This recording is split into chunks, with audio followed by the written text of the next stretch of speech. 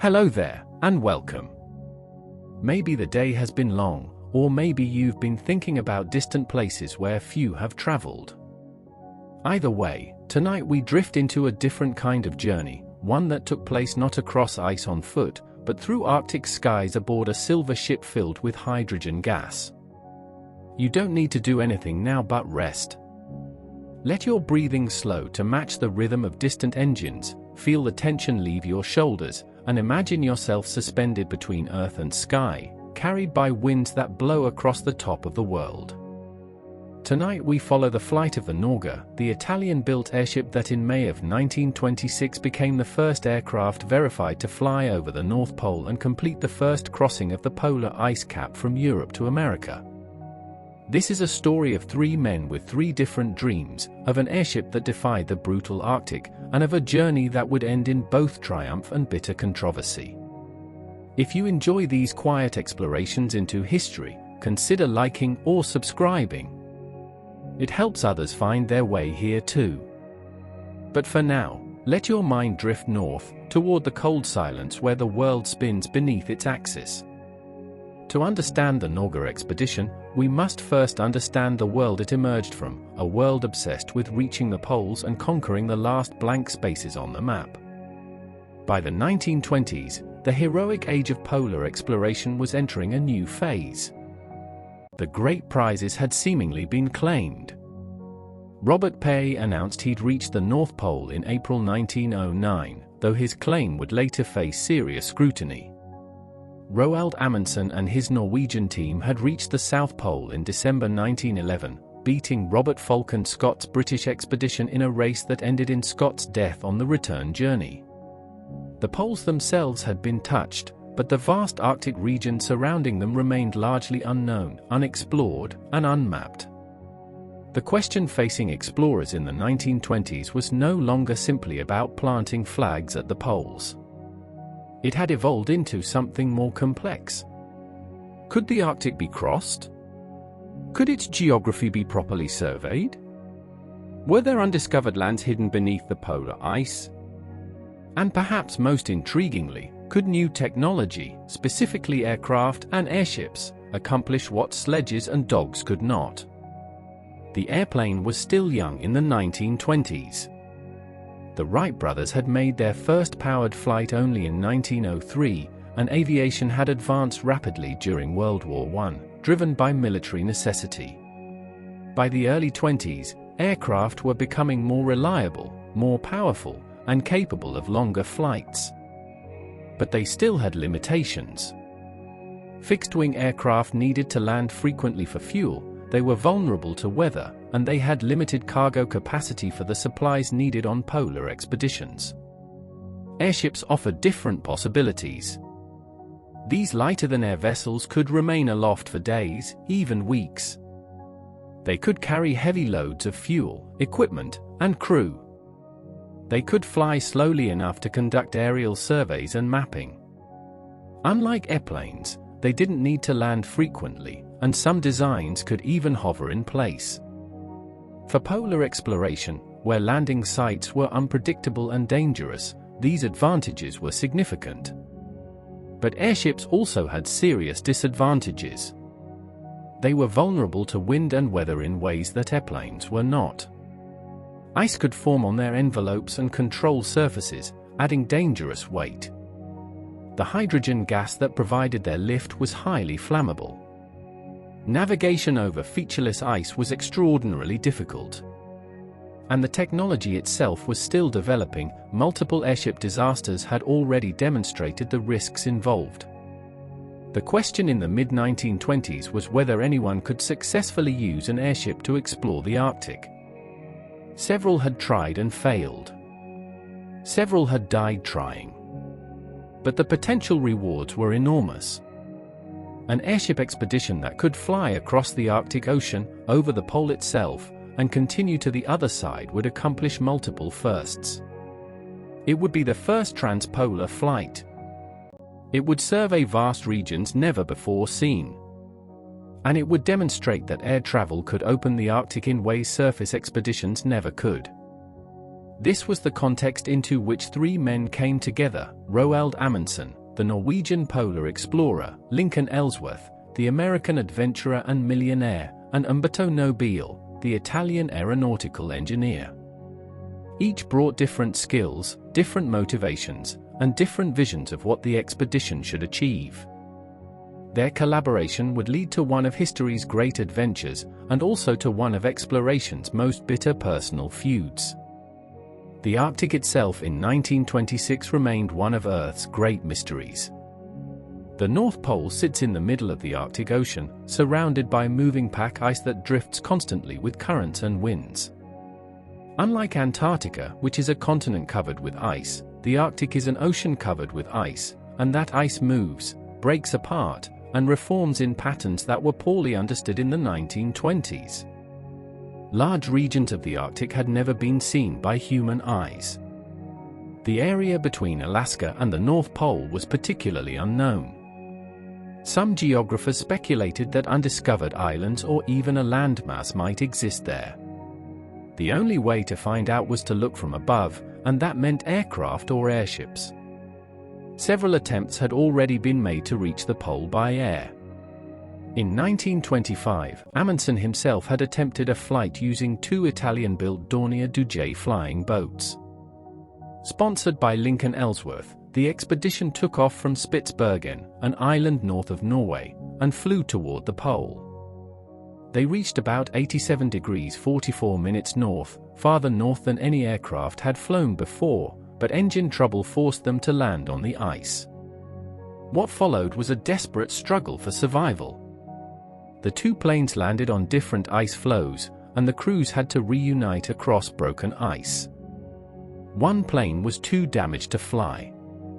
For 3 weeks, the 6 men worked to prepare a makeshift runway on the ice so the remaining plane could take off with all of them aboard. They shoveled hundreds of tons of snow and ice, rationing their meager food supplies. Finally, pilot Hjalmar Riise-Larsen managed to coax the overloaded plane into the air, and they flew back to Spitsbergen. It was a remarkable survival story, but it wasn't the pole. The 1925 attempt taught Amundsen several lessons.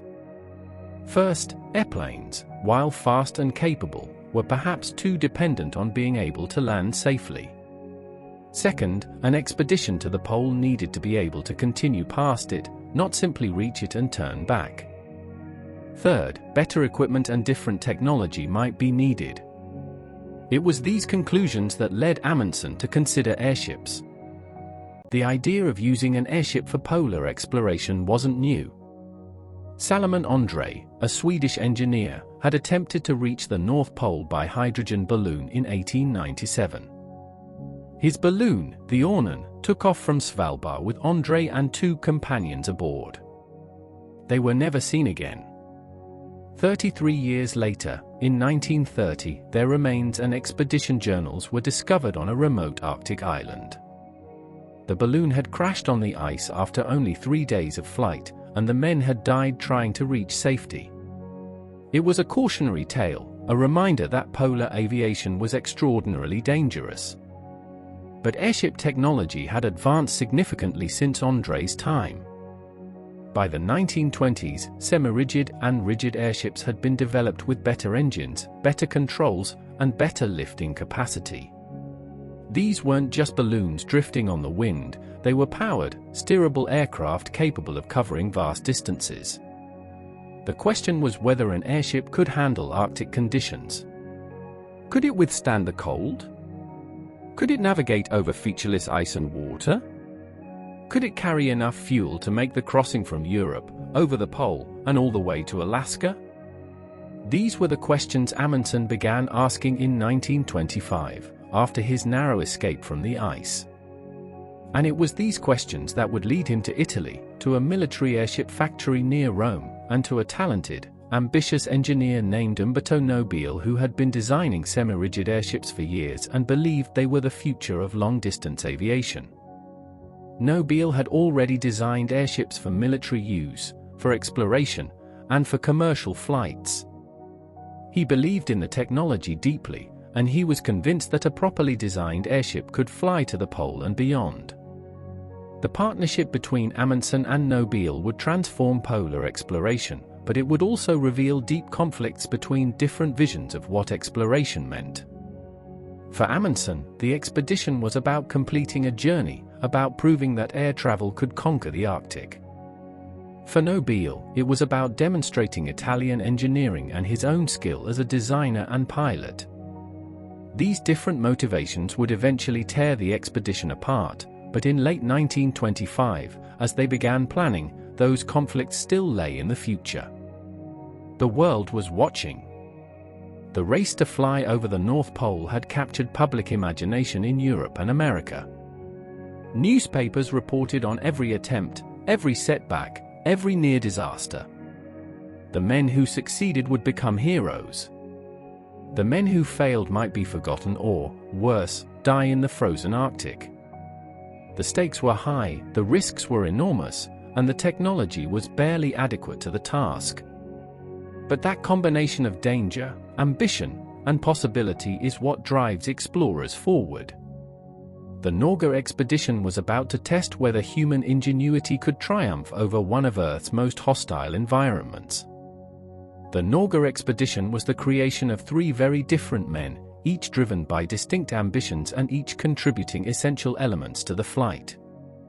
Understanding these three men helps explain both the expedition's success and the bitter controversy that followed.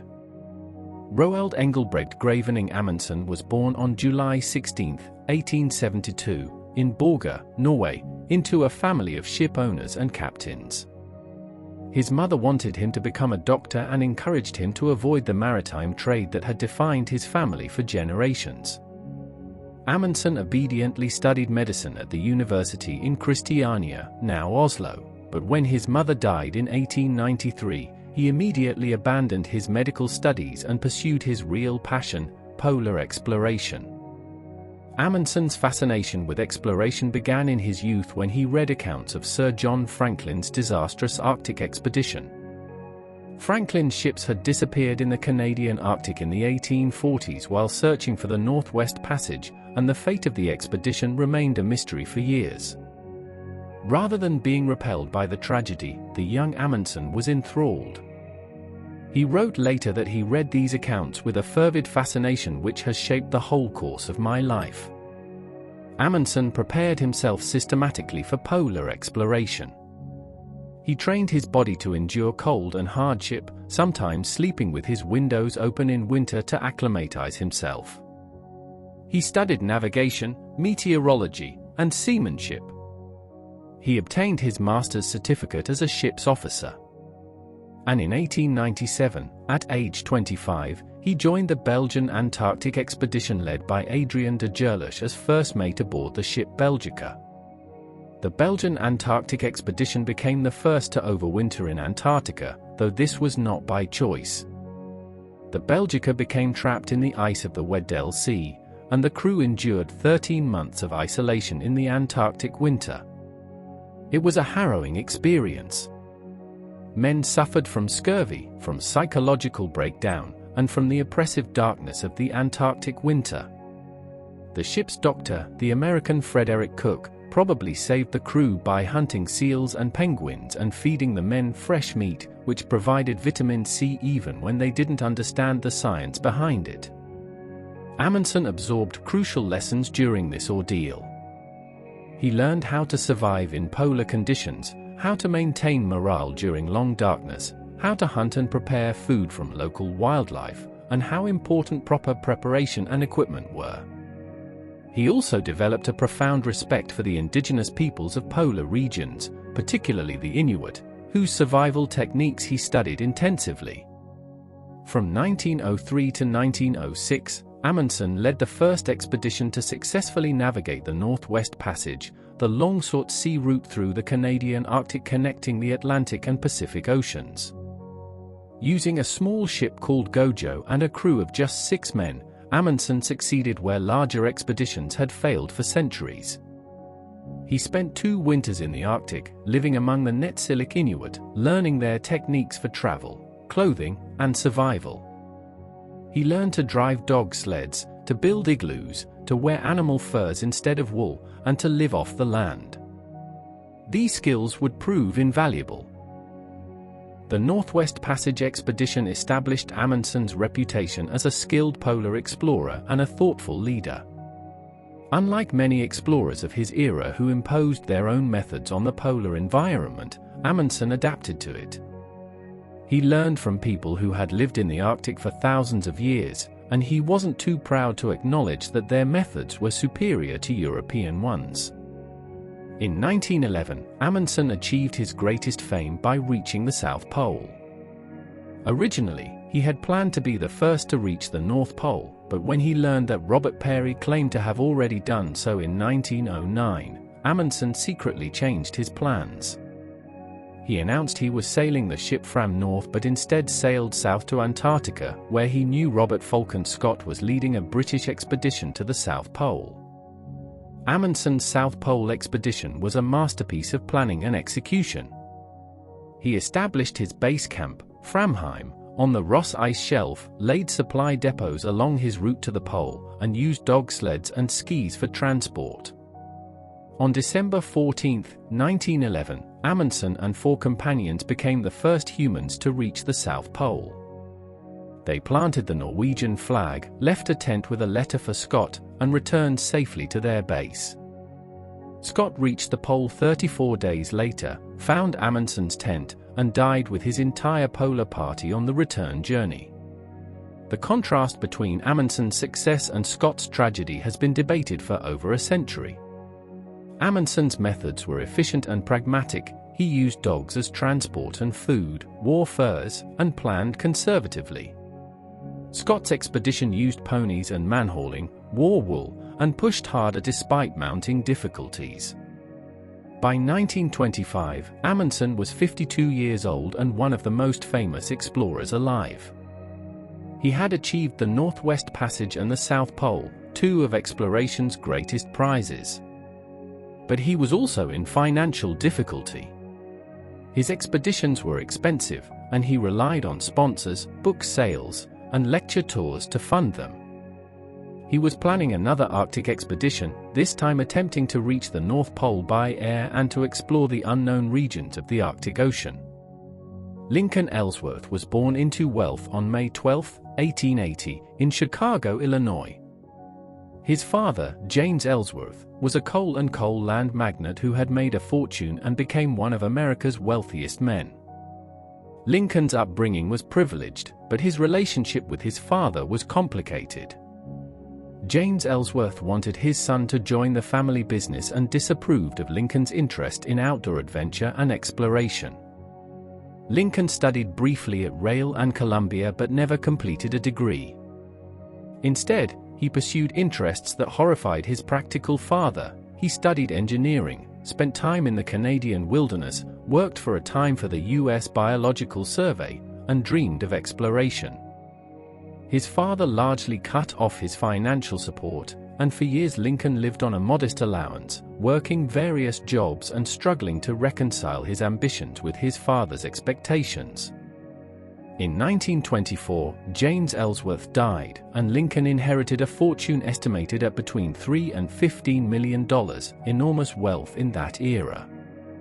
Suddenly, at age 44, Ellsworth had both the means and the freedom to pursue his dreams. He wanted to achieve something significant, to make a name for himself beyond being the son of a wealthy man. Ellsworth heard about Amundsen's planned flight to the North Pole using 2 Dornier flying boats. He offered to finance the expedition if he could participate. Amundsen agreed, and the 1925 attempt proceeded with Ellsworth's money funding the aircraft purchase and expedition costs. When that expedition nearly ended in disaster, with the 6 men trapped on the ice for 3 weeks, Ellsworth proved his worth. He didn't panic. He worked alongside the others to prepare the improvised runway, and he shared the danger without complaint. Amundsen developed respect for Ellsworth, not just as a sponsor but as a companion who could be relied upon in crisis. After their rescue, both men agreed that another attempt should be made, but with different equipment. Ellsworth was willing to fund an airship expedition, and he was determined to participate again. The experience of nearly dying on the ice hadn't deterred him, it had strengthened his resolve. Here was an American millionaire who could have lived in comfortable obscurity but instead chose to risk everything in one of the most dangerous environments on Earth. Umberto Nobile was a different personality entirely. Born on January 21, 1885, in Loro, in southern Italy, Nobile came from a family of modest means.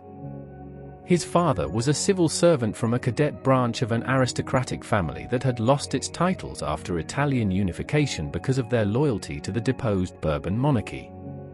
The family had adopted the surname Nobile, meaning noble, afterward. Nobile was brilliant, disciplined, and ambitious. He studied industrial engineering at the University of Naples, graduating in 1908. He joined the Italian state railways but soon became interested in aeronautics, the new field that was revolutionizing transportation and warfare. He enrolled in engineering courses with the Italian Army Engineers Corps and during World War I worked at the military factory for aeronautical construction and experience in Rome. During the war, Nobile designed airships for anti-submarine reconnaissance. He believed passionately in the potential of semi-rigid airships, a design that combined a pressurized gas envelope with a rigid keel structure. He thought they were superior to both non-rigid airships, which lacked structural support, and fully rigid airships like the German Zeppelins, which were expensive and complex. After the war, Nobile continued developing airships. In 1921, the United States Army purchased one of his designs, the TW-34, commissioned it as the Roma, and shipped it to America. In February 1922, the Roma crashed near Norfolk, Virginia, after hitting power lines, killing 34 men. It was a devastating disaster, but investigators concluded the crash was caused by pilot error and weather, not flaws in Nobile's design. Nobile also traveled to the United States to consult for Goodyear in Akron, Ohio, and to Japan to supervise the assembly of another of his airships sold to the Japanese Imperial Navy. He was building an international reputation as an airship designer, but he faced opposition within Italy. Italo Balbo, a prominent fascist official and aviation enthusiast, preferred airplanes to airships and reportedly made Nobile's professional life difficult. When Amundsen approached Nobile in late 1925, asking about using an Italian airship for a transpolar flight, Nobile saw an opportunity. Here was a chance to demonstrate Italian engineering on the world stage, to prove the capabilities of his semi-rigid design in the most demanding conditions imaginable, and to participate personally in a historic expedition. Nobile was not content to simply sell an airship to Amundsen. He insisted on being the pilot and the expedition's technical leader. His contract stipulated that he would command the airship during flight and that at least 5 crew members would be Italian. This created an unusual command structure. Amundsen would be the expedition leader, responsible for navigation and overall direction. Nobile would be the airship commander, responsible for the aircraft and its operation. It was a division of authority that contained the seeds of future conflict. The 3 men met in Oslo to finalize plans. Amundsen was the elder statesman, the famous explorer whose name gave the expedition credibility and attracted public attention. Ellsworth was the sponsor, providing most of the funding and expecting to participate as a full member of the expedition. Nobile was the technical expert, the pilot who would fly the airship and ensure its mechanical success. Their personalities were starkly different. Amundsen was taciturn, pragmatic, focused entirely on results. He had spent his life in harsh environments where hesitation meant death, and he had little patience for anything that didn't serve the expedition's goals. He was also deeply Norwegian in his identity, proud of his country and aware that his achievements brought honor to Norway. Ellsworth was more gentlemanly, more educated in the formal sense, and somewhat idealistic. He admired Amundsen enormously and was willing to defer to the explorer's experience. But he also wanted recognition for his role and his contributions. He wasn't merely paying for the expedition, he was participating in it, sharing the risks, and expecting to share the glory. Nobile was brilliant and intensely proud, conscious of his technical expertise and determined to receive proper credit for his work. He was also Italian at a time when Italy, under Benito Mussolini's fascist government, was asserting itself on the world stage. Mussolini saw the expedition as an opportunity to demonstrate Italian superiority, and he instructed Nobile to ensure that Italy received appropriate recognition. These three men would fly together in a pressurized cabin 40 feet long and just 5 feet high, suspended beneath a hydrogen-filled envelope, for 72 hours across the Arctic. The physical proximity would intensify every disagreement, every cultural difference, every clash of ego. But all of that lay ahead. In late 1925, they were united by a common goal: to be the first to fly an aircraft from Europe, over the North Pole, and onward to America. The Norwegian Aero Club, a private organization dedicated to promoting aviation in Norway, agreed to finance part of the expedition by purchasing the airship from Italy. Ellsworth provided much of the remaining funding. Arrangements were made to use an existing hangar at Kings Bay on Svalbard, a Norwegian archipelago north of the mainland, as the expedition's Arctic base. The airship would fly north from Italy, stopping at points along the way for servicing and favorable weather, until reaching Kings Bay.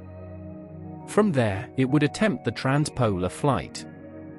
The Italian government agreed to sell the airship, designated N1 and already completed, to the Norwegian Aero Club for the expedition. In recognition of Norwegian sponsorship and the expedition's departure from Norwegian territory, the airship would be renamed Norge, meaning Norway, in Norwegian. This naming itself would later become controversial, with Italians feeling that their aircraft and their pilot were being insufficiently recognized. But in March 1926, as preparations intensified, the focus was on readiness, not on politics. The Norge was being modified for Arctic flight. Nobile was assembling an Italian crew of airship specialists. Amundsen was coordinating logistics and preparing for the navigation challenges ahead. Ellsworth was managing finances and confirming that all necessary equipment and supplies would be available. The expedition was taking shape, and the world was beginning to pay attention. Newspapers in Europe and America followed the preparations with growing interest. The North Pole had captivated public imagination for decades, and the idea of flying over it in an airship seemed fantastical, almost science fiction brought to life.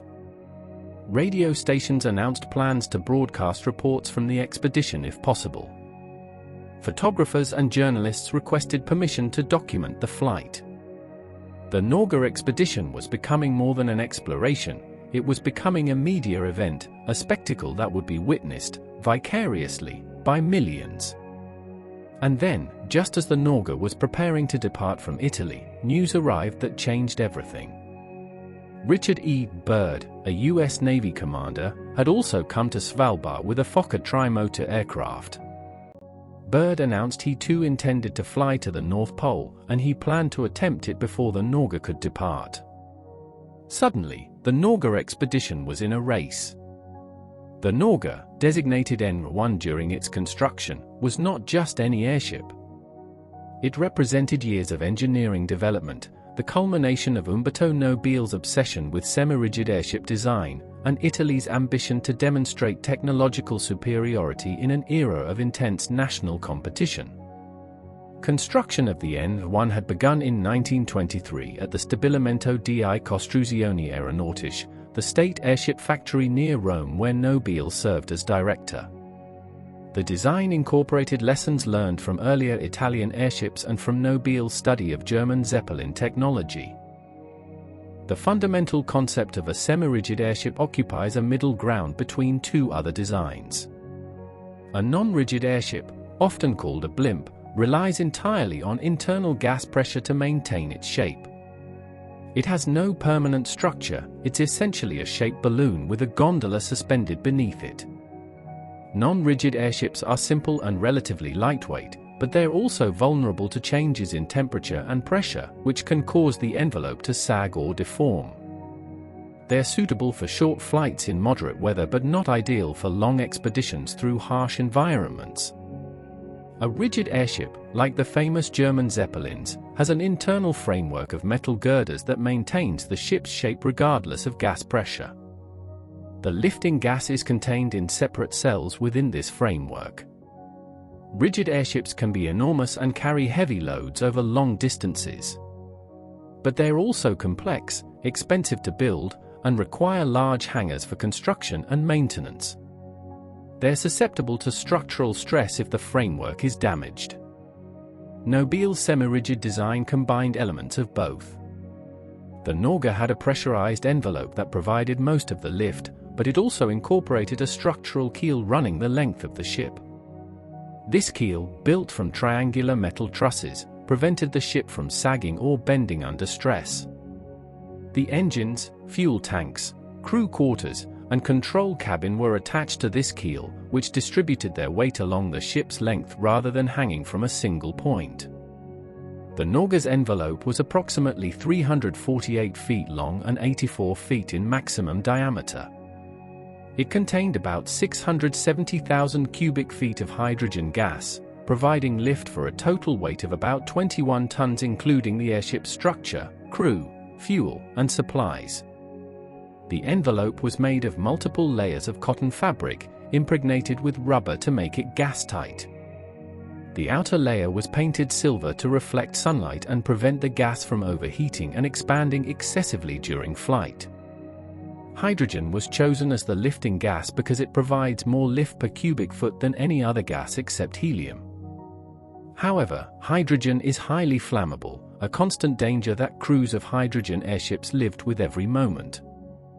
A single spark in the wrong place could turn the entire airship into a fireball.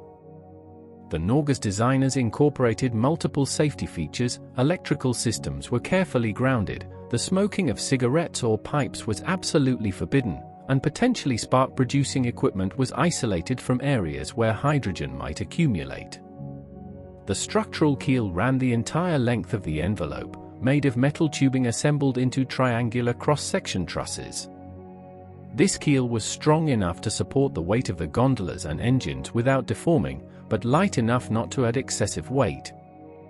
Inside the keel was a narrow corridor, allowing crew members to move along the ship's length for maintenance and observation.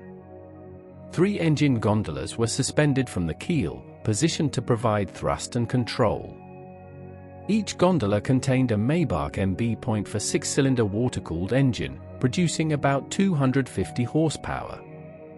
These engines were German-designed, powerful and relatively reliable, though they required constant attention and maintenance. The 3 engines together could push the Norge to a maximum speed of about 70 miles per hour in calm air, though in reality, wind conditions always affected actual ground speed.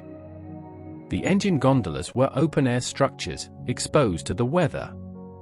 The mechanics who operated them during flight wore heavy clothing and worked in brutal conditions. At altitude and in Arctic temperatures, engine maintenance meant working with numb fingers on oil-covered metal while the wind roared past. Engines that ran smoothly in moderate conditions could be temperamental in extreme cold. Ice could form on moving parts, fuel lines could freeze, and the vibration from operating engines could fatigue metal components over time. The control cabin, suspended from the keel near the front of the ship, housed the navigation and flight control equipment. This cabin was about 40 feet long but only 5 feet high, forcing the crew to crouch or crawl rather than stand. It had small windows along both sides, providing views for navigation and piloting. Inside was the ship's helm, a large wheel that controlled vertical rudders at the tail. A second wheel controlled the elevators, horizontal surfaces that made the ship climb or descend. Charts were spread on small tables. Compasses provided heading information, though magnetic compasses were unreliable near the magnetic North Pole, requiring careful navigation based on solar observations. The control cabin also contained radio equipment. In 1926, radio was still relatively new technology, particularly for aircraft. The Norge carried both transmitting and receiving equipment, allowing the crew to send Morse code messages and receive weather information and position reports. The radio required its own generator, powered by a small gasoline engine that added noise and vibration to the already cramped cabin. Behind the control cabin, accessible through a narrow corridor inside the keel, were the crew quarters. Describing these as quarters is generous. They consisted of hammocks strung in the keel corridor, where crew members could rest when not on duty. There was no heating, no galley for cooking warm meals, and no real privacy. The crew would live in this space for the duration of the flight, which was expected to last about 70 to 80 hours depending on wind conditions. Fuel was carried in tanks distributed along the keel, carefully positioned to maintain the ship's balance. The Norge carried enough gasoline to run the engines for approximately 100 hours, providing a safety margin if winds were unfavorable or if the crew needed to make day tours. But fuel weight was critical. Fully fueled, the ship was heavy and less responsive. As fuel burned and weight decreased, the ship became lighter and wanted to climb unless the pilot continuously adjusted the gas pressure or released ballast. Ballast came in several forms. Sandbags could be dropped to lighten the ship if it was sinking or unable to climb. Water ballast in special tanks could be valved off gradually for fine control. But both forms of ballast were limited. Once dropped, they couldn't be recovered. Careful ballast management was essential. Too much ballast dropped early in the flight might leave the ship dangerously light later. Too little dropped when needed could result in a crash. The tail section of the Norge featured cruciform fins, a design innovation that Nobile had incorporated from earlier German work. These fins provided stability and control, with movable surfaces for steering and altitude control. The tail assembly was one of the most stressed parts of the ship, subject to aerodynamic forces and to vibrations from the engines. During construction, careful attention was paid to reinforcing these areas and ensuring that the fabric covering the fins was securely attached and able to withstand the battering of polar winds. For the expedition, the Norge received special modifications to prepare it for Arctic conditions. The fabric envelope was reinforced in critical areas. Additional insulation was added to protect engines and fuel lines from freezing. Emergency equipment was installed, including portable stoves, survival rations, rifles for hunting if the crew had to make a forced landing on the ice, and inflatable rubber boats that could be used if they came down on open water. The Norge also carried scientific instruments. Amundsen wanted the flight to serve scientific purposes beyond simply reaching the pole. Instruments included cameras for aerial photography, a theodolite for mapping, thermometers to record temperature at various altitudes, and equipment to measure barometric pressure and wind speed. The hope was that the expedition would return with valuable meteorological and geographic data about the Arctic regions over which they flew. The ship's operational limitations were significant and had to be constantly managed. Airships are vulnerable to ice formation. In cold, humid air, ice can form on the envelope, on the control surfaces, and on the propellers. This ice adds weight, reducing lift. Ice on propellers throws off their balance, causing dangerous vibrations. Ice on control surfaces reduces their effectiveness, making the ship harder to maneuver. The Norge's crew would need to constantly monitor for ice and attempt to remove it or minimize its formation. Wind was another constant concern. Airships are large, and they present an enormous surface area to the wind. In strong winds, an airship can be blown backward despite its engines running at full power. Crosswinds can push an airship off course. Gusting winds can cause sudden altitude changes or structural stress. Most dangerously, trying to moor an airship in high wind is extremely hazardous. The ship can be slammed against a mooring mast, tearing the envelope, or a sudden gust can lift the ship while ground crew are still holding mooring lines, dragging them into the air. The Norge had already experienced one such disaster.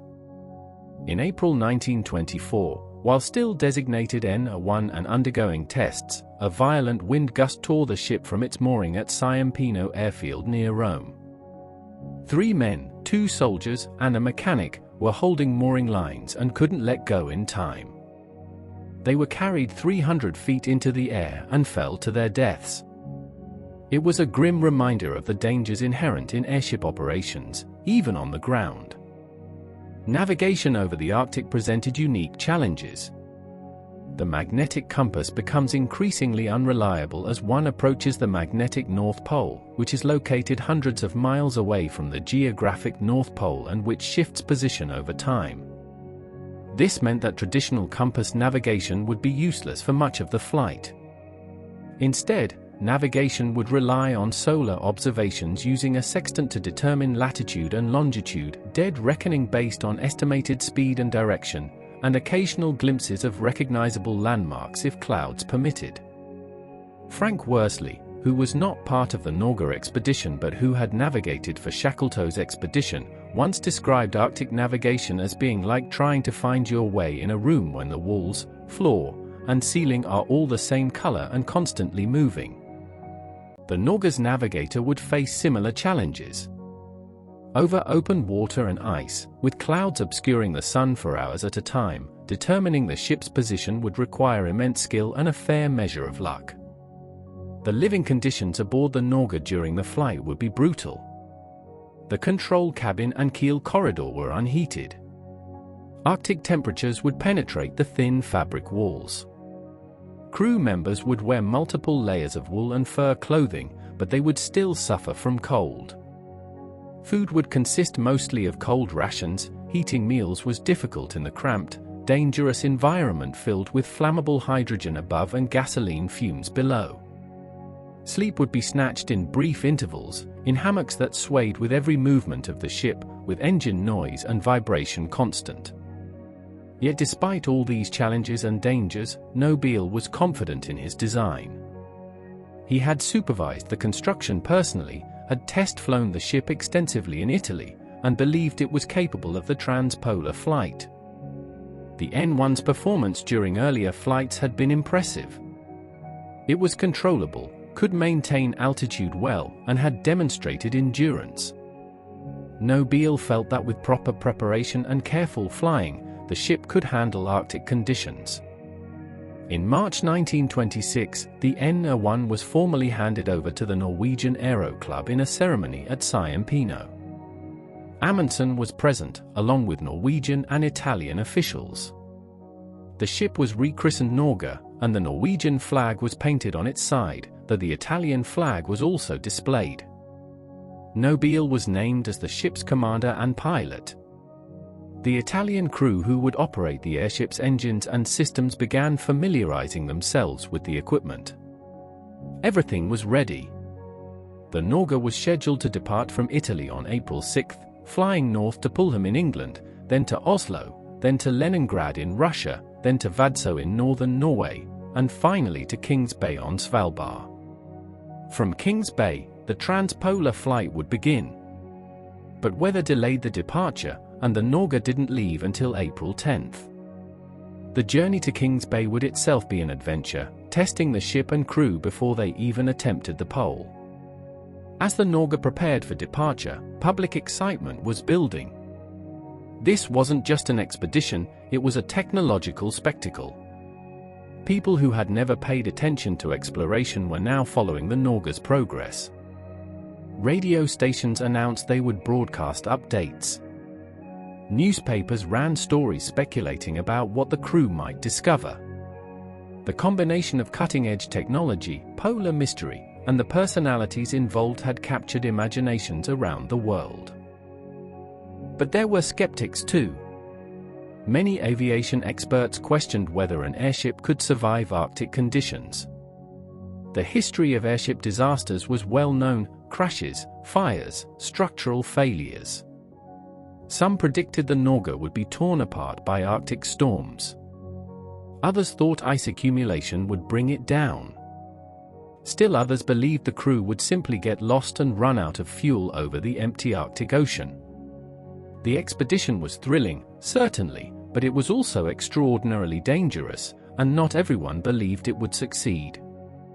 The idea of flying across the Arctic Ocean, over the North Pole, and continuing to the opposite side represented more than just adventure. It embodied humanity's expanding reach, the belief that technology could overcome the most hostile environments, and the hope that new discoveries still awaited those bold enough to look for them. By the mid-1920s, most of Earth's land surface had been explored and mapped. The age of discovering new continents and vast unknown territories was over. But the polar regions remained mysterious. Antarctica was barely explored beyond its coastlines. The Arctic Ocean was largely unknown. Ships could penetrate the ice only during brief summer windows, and surface expeditions on sledges could cover only limited distances. From the ground, the Arctic was forbidding and slow to yield its secrets. Aviation promised to change this. An aircraft or airship could cover in hours what might take weeks by sledge. It could survey vast areas, photograph terrain, observe ice conditions, and locate any land that might exist in unexplored regions. The Arctic, which had resisted human incursion for millennia, might finally reveal itself from above. The question of what lay in the unexplored Arctic was genuine. The region between Alaska and the North Pole was largely unseen. Some geographers believed that islands or even a substantial landmass might exist there. Historical precedent suggested this was possible. Islands like Svalbard and Franz Josef Land had been discovered relatively recently, and the Arctic was vast enough that more undiscovered land seemed plausible. The transpolar flight would settle these questions. If the Norge could fly from Svalbard, across the pole, and continue to Alaska, the crew would see everything beneath them. They could photograph the ice, map any land they discovered, and provide definitive answers about the Arctic's geography. This scientific value gave the expedition a purpose beyond simply claiming another first. Roald Amundsen was particularly interested in this aspect. He was a practical explorer, more interested in knowledge than in spectacle, and he believed that aerial exploration represented the future. Surface expeditions like his own journey to the South Pole were becoming obsolete. Future polar work would be done from the air, and the Norge expedition would demonstrate this. Lincoln Ellsworth shared this vision. He wasn't just funding a stunt, he wanted to contribute to geographic knowledge. Ellsworth had some scientific training and understood the value of systematic observation. During the flight, he planned to maintain careful logs, record observations, and ensure that the expedition produced data of lasting value. Umberto Nobile approached the flight somewhat differently. For him, the primary objective was demonstrating that airships, particularly his semi-rigid design, were viable for long-distance exploration under extreme conditions. If the Norge succeeded, it would validate his years of work and establish airships as important tools for future exploration. Nobile envisioned a network of airship routes connecting distant parts of the world, and the transpolar flight would be a crucial proof of concept. The flight plan itself was ambitious but straightforward in concept. The Norge would depart from Kings Bay on Svalbard, the northernmost practical launching point with suitable facilities. From there, it would fly north across the Arctic Ocean toward the geographic North Pole, a distance of about 750 miles. This first leg would take approximately 16 to 20 hours depending on wind conditions. After reaching the pole, the ship would continue flying south, now heading toward Alaska. The distance from the pole to Point Barrow, the northernmost point of Alaska, was roughly similar to the distance from Svalbard to the pole, another 750 miles or so. From Point Barrow, the Norge would follow the Alaskan coast to Nome, where facilities existed for safely landing and securing the airship. The total distance was approximately 2,000 miles as the crow flies, or in this case, as the airship flies. Accounting for actual flight paths, which would deviate from straight lines due to wind and navigation adjustments, the crew expected to cover closer to 2,500 miles. At an average ground speed of about 35 to 40 miles per hour, accounting for headwinds and variable conditions, the flight would take somewhere between 60 and 70 hours. 70 hours aloft in an unheated, cramped cabin over one of Earth's most unforgiving environments. 70 hours with no possibility of landing safely if something went wrong. 70 hours navigating over featureless ice with unreliable compasses and limited visibility. 70 hours managing 3 temperamental engines, monitoring hydrogen pressure, calculating fuel consumption, and avoiding the formation of ice that could bring the ship down. The crew would need to remain alert and functional throughout. They would work in shifts, with some men resting while others piloted the ship, operated the engines, navigated, and maintained systems. But resting in the circumstances meant curling up in a hammock in the freezing keel corridor while the ship bounced through turbulence and engines roared. True rest would be nearly impossible. Food and water were calculated carefully. The crew would carry enough for the estimated flight time plus a substantial margin for delays. But weight was always a concern. Every pound of food and water was a pound that couldn't be fuel or equipment. The crew would subsist mostly on concentrated rations, dried meat, biscuits, chocolate, and condensed foods that provided maximum calories with minimum weight and bulk. Water would come from canteens and from melted ice if they had to land on the pack ice. Communication during the flight would be limited. The Norge carried radio equipment capable of sending and receiving Morse code messages over fairly long distances. The crew planned to send position reports periodically, allowing newspapers and radio stations to follow the flight's progress. They also hoped to receive weather information from stations in Svalbard, Siberia, and Alaska, which would help them anticipate conditions ahead. But radio communication in 1926 was far from reliable. Atmospheric conditions affected transmission range. Storms created electrical interference. Equipment failures were common. The crew knew they might be out of contact for extended periods, flying blind over the Arctic with no way to call for help if disaster struck. The backup plans were minimal because realistic backups barely existed. If the Norge encountered severe mechanical problems, the crew would attempt to land on the ice and make repairs. They carried some spare parts, tools, and materials for patching the envelope if it was damaged. But an emergency landing on Arctic ice would be extraordinarily dangerous. The ice might be too rough, the ship might be torn apart on impact, or conditions might prevent them from taking off again. If the ship came down on open water, the situation would be even worse. The Norge would float briefly, being lighter than air even with the envelope damaged, but it couldn't be flown from water. The crew would have to deploy their inflatable rubber boats, salvage what supplies they could, and hope for rescue. But rescue from the Arctic Ocean in 1926 would be unlikely. They would be hundreds of miles from the nearest land, in freezing water, with limited ability to signal their position. The expedition's success depended on everything working correctly. The engines had to run continuously for nearly 3 days. The envelope had to maintain its integrity, resisting tears, leaks, and ice damage. The navigation had to be accurate enough to find Alaska, a target smaller than the margin of error inherent in celestial navigation over moving ice. The crew had to remain functional despite cold, fatigue, and stress. And the weather had to cooperate, at least enough that the ship could make forward progress. Weather in the Arctic is notoriously unpredictable and often violent. Storms can develop rapidly, bringing high winds, snow, and extremely low temperatures. Even in relatively calm conditions, fog and low clouds can limit visibility to near zero.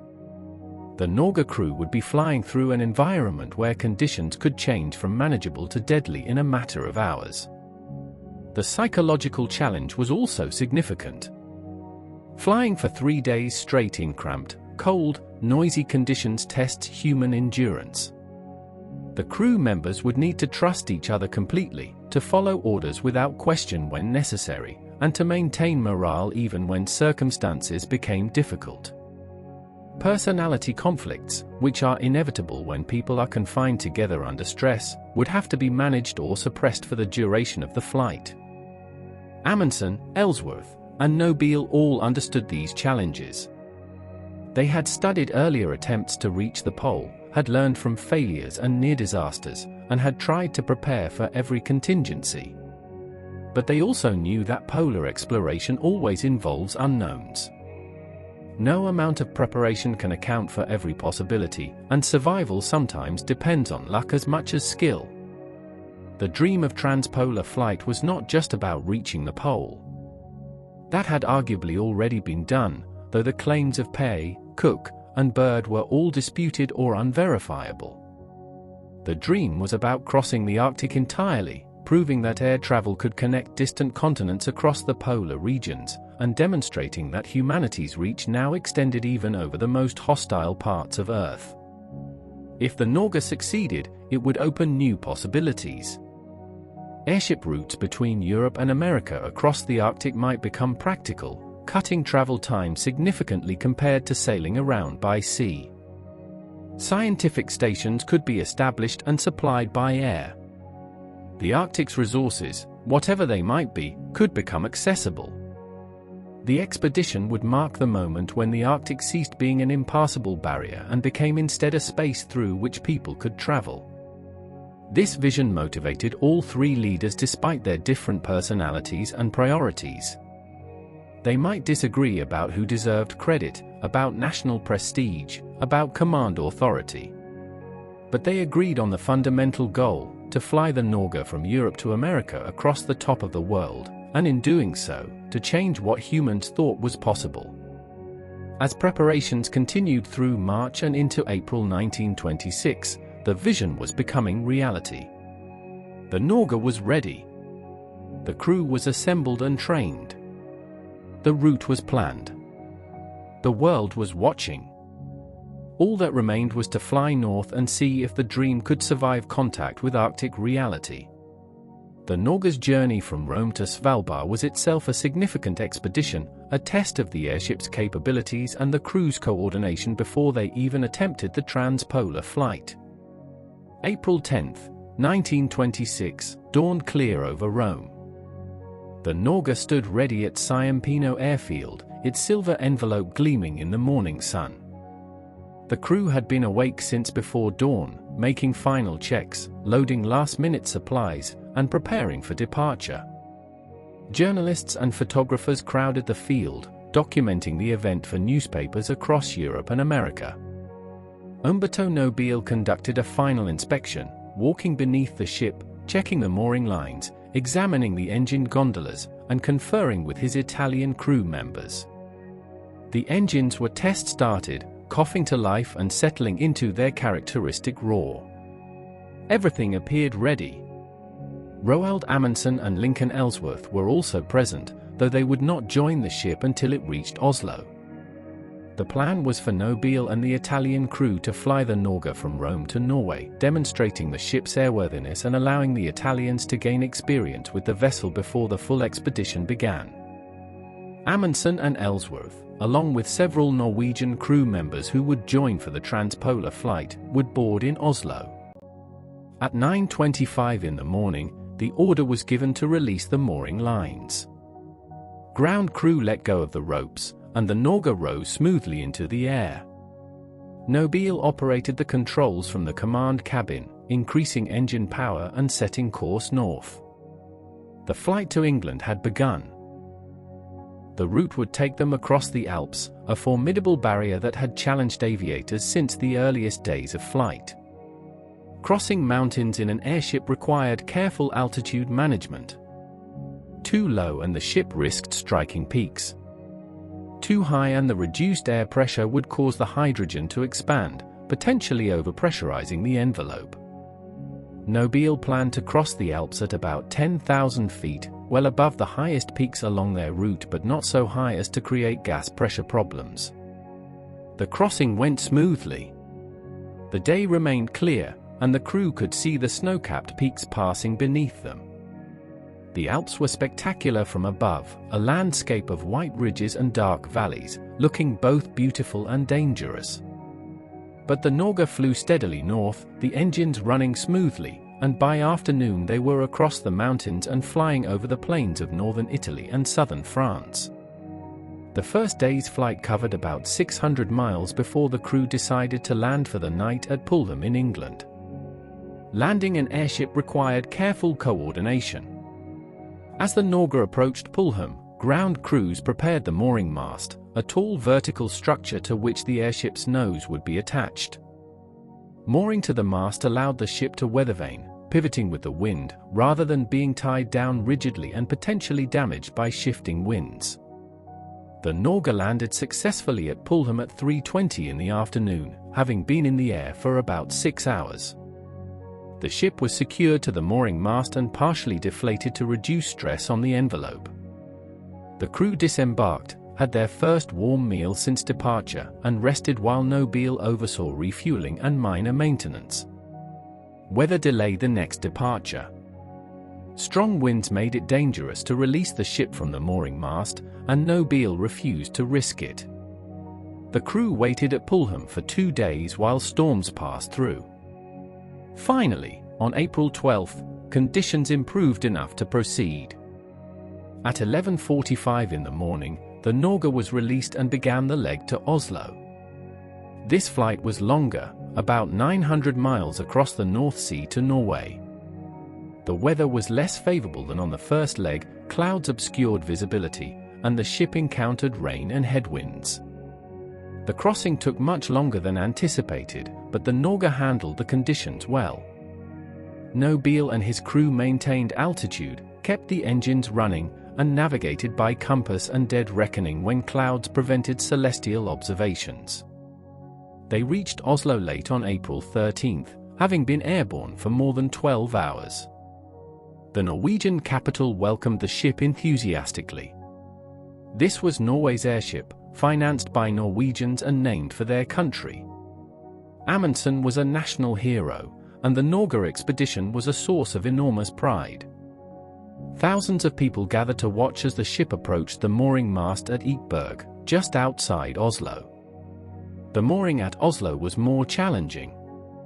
The winds were gusty, and the ship had to be carefully maneuvered into position.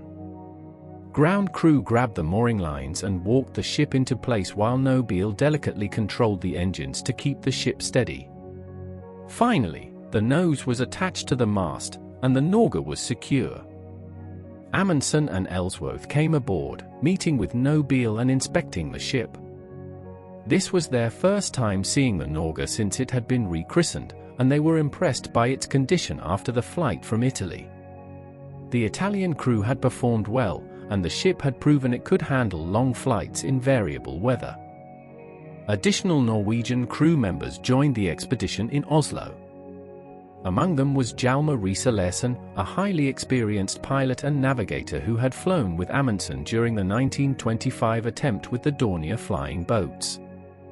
Riise-Larsen would serve as the expedition's navigator during the transpolar flight. Also joining was Oscar Wisting, who had accompanied Amundsen to the South Pole in 1911 and was one of the most experienced polar travelers alive.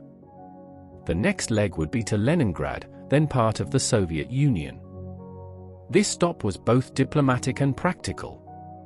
The Soviet government had granted permission for the Norge to fly through Soviet airspace and to use facilities at Gatchina near Leningrad.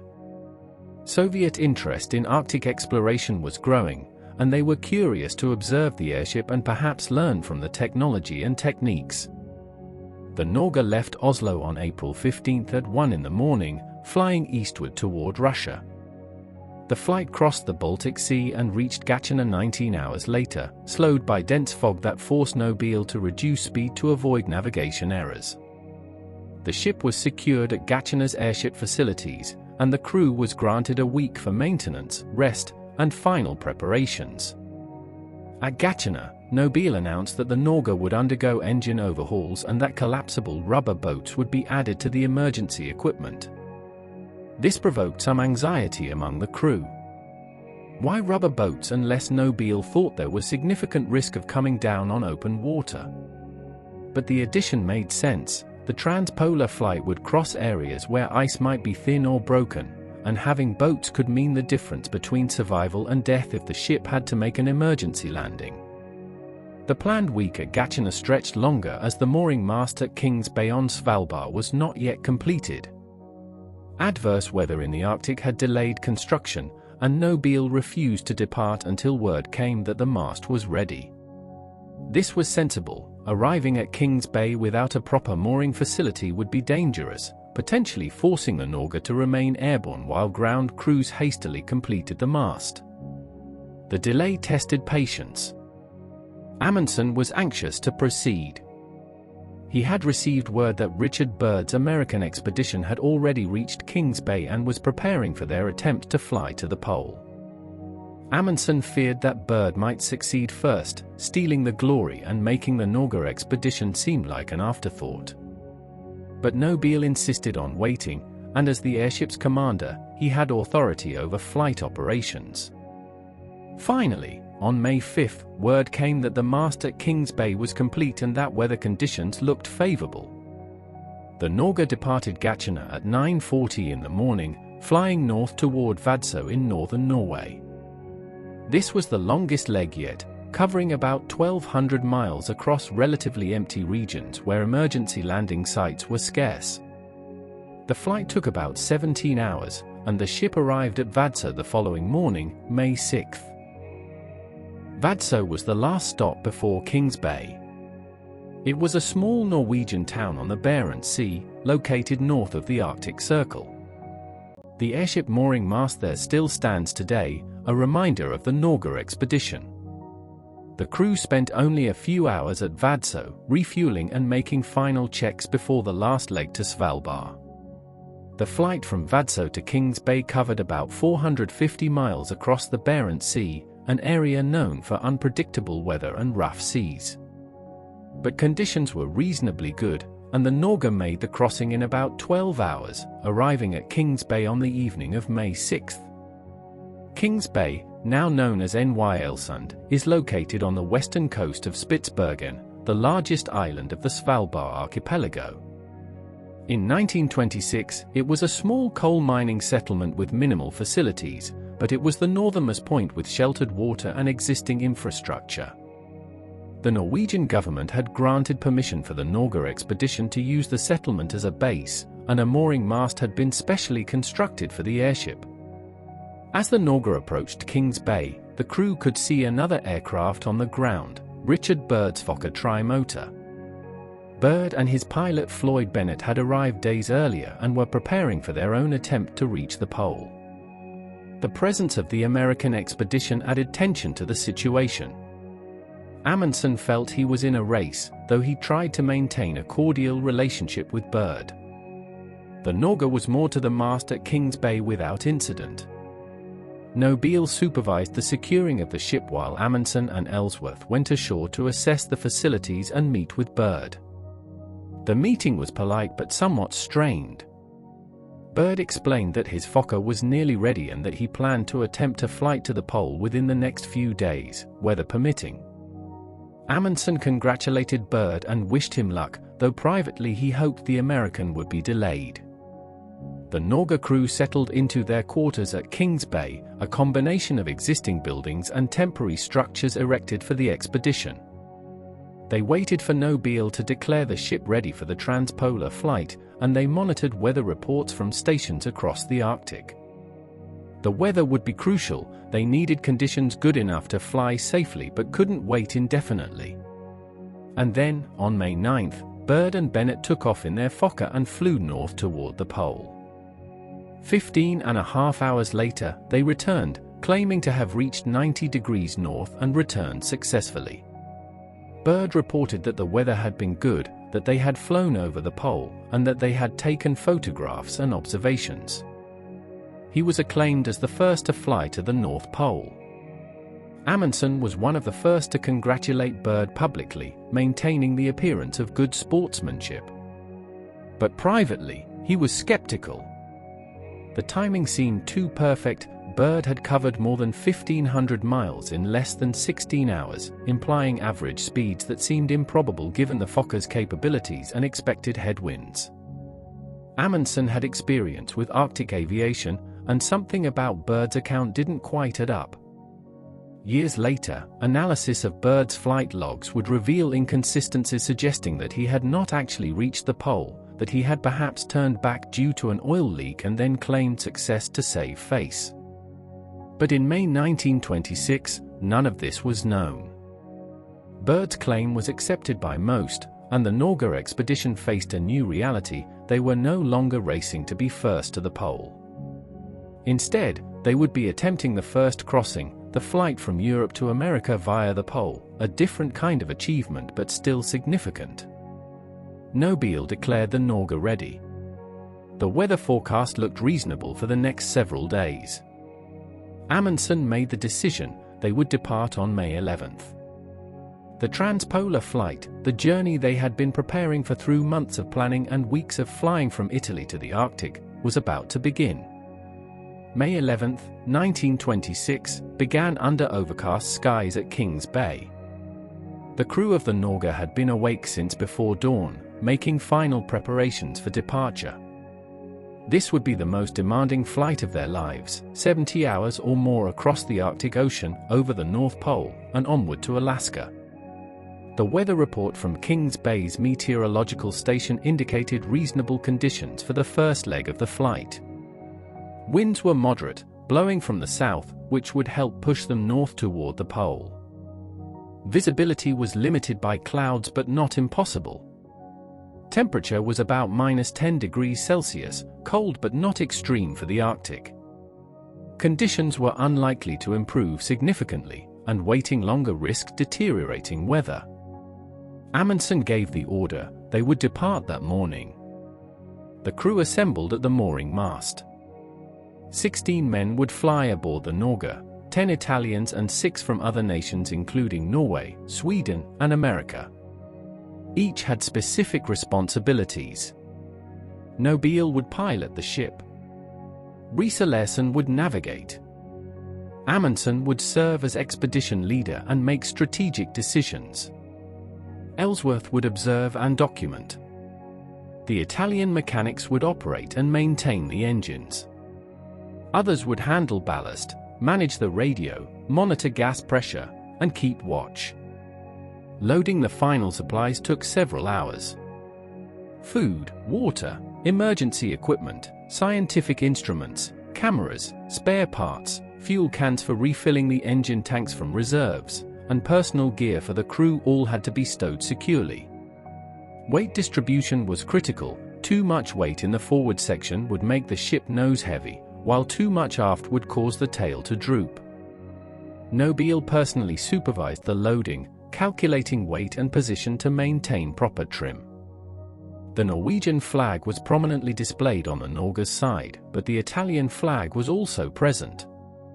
Flags of both nations would be dropped at the pole, along with an American flag in recognition of Ellsworth's sponsorship. Nobile had brought additional flags and banners, intending to honor various organizations and individuals who had supported the expedition. This decision would later provoke criticism from Amundsen, who felt it trivialized the expedition's seriousness. At 9:55 on the morning of May 11th, the mooring lines were released. The Norge lifted smoothly away from the mast, rising into the cold Arctic air. Nobile increased engine power, and the ship began moving north, away from Kings Bay and toward the frozen ocean beyond.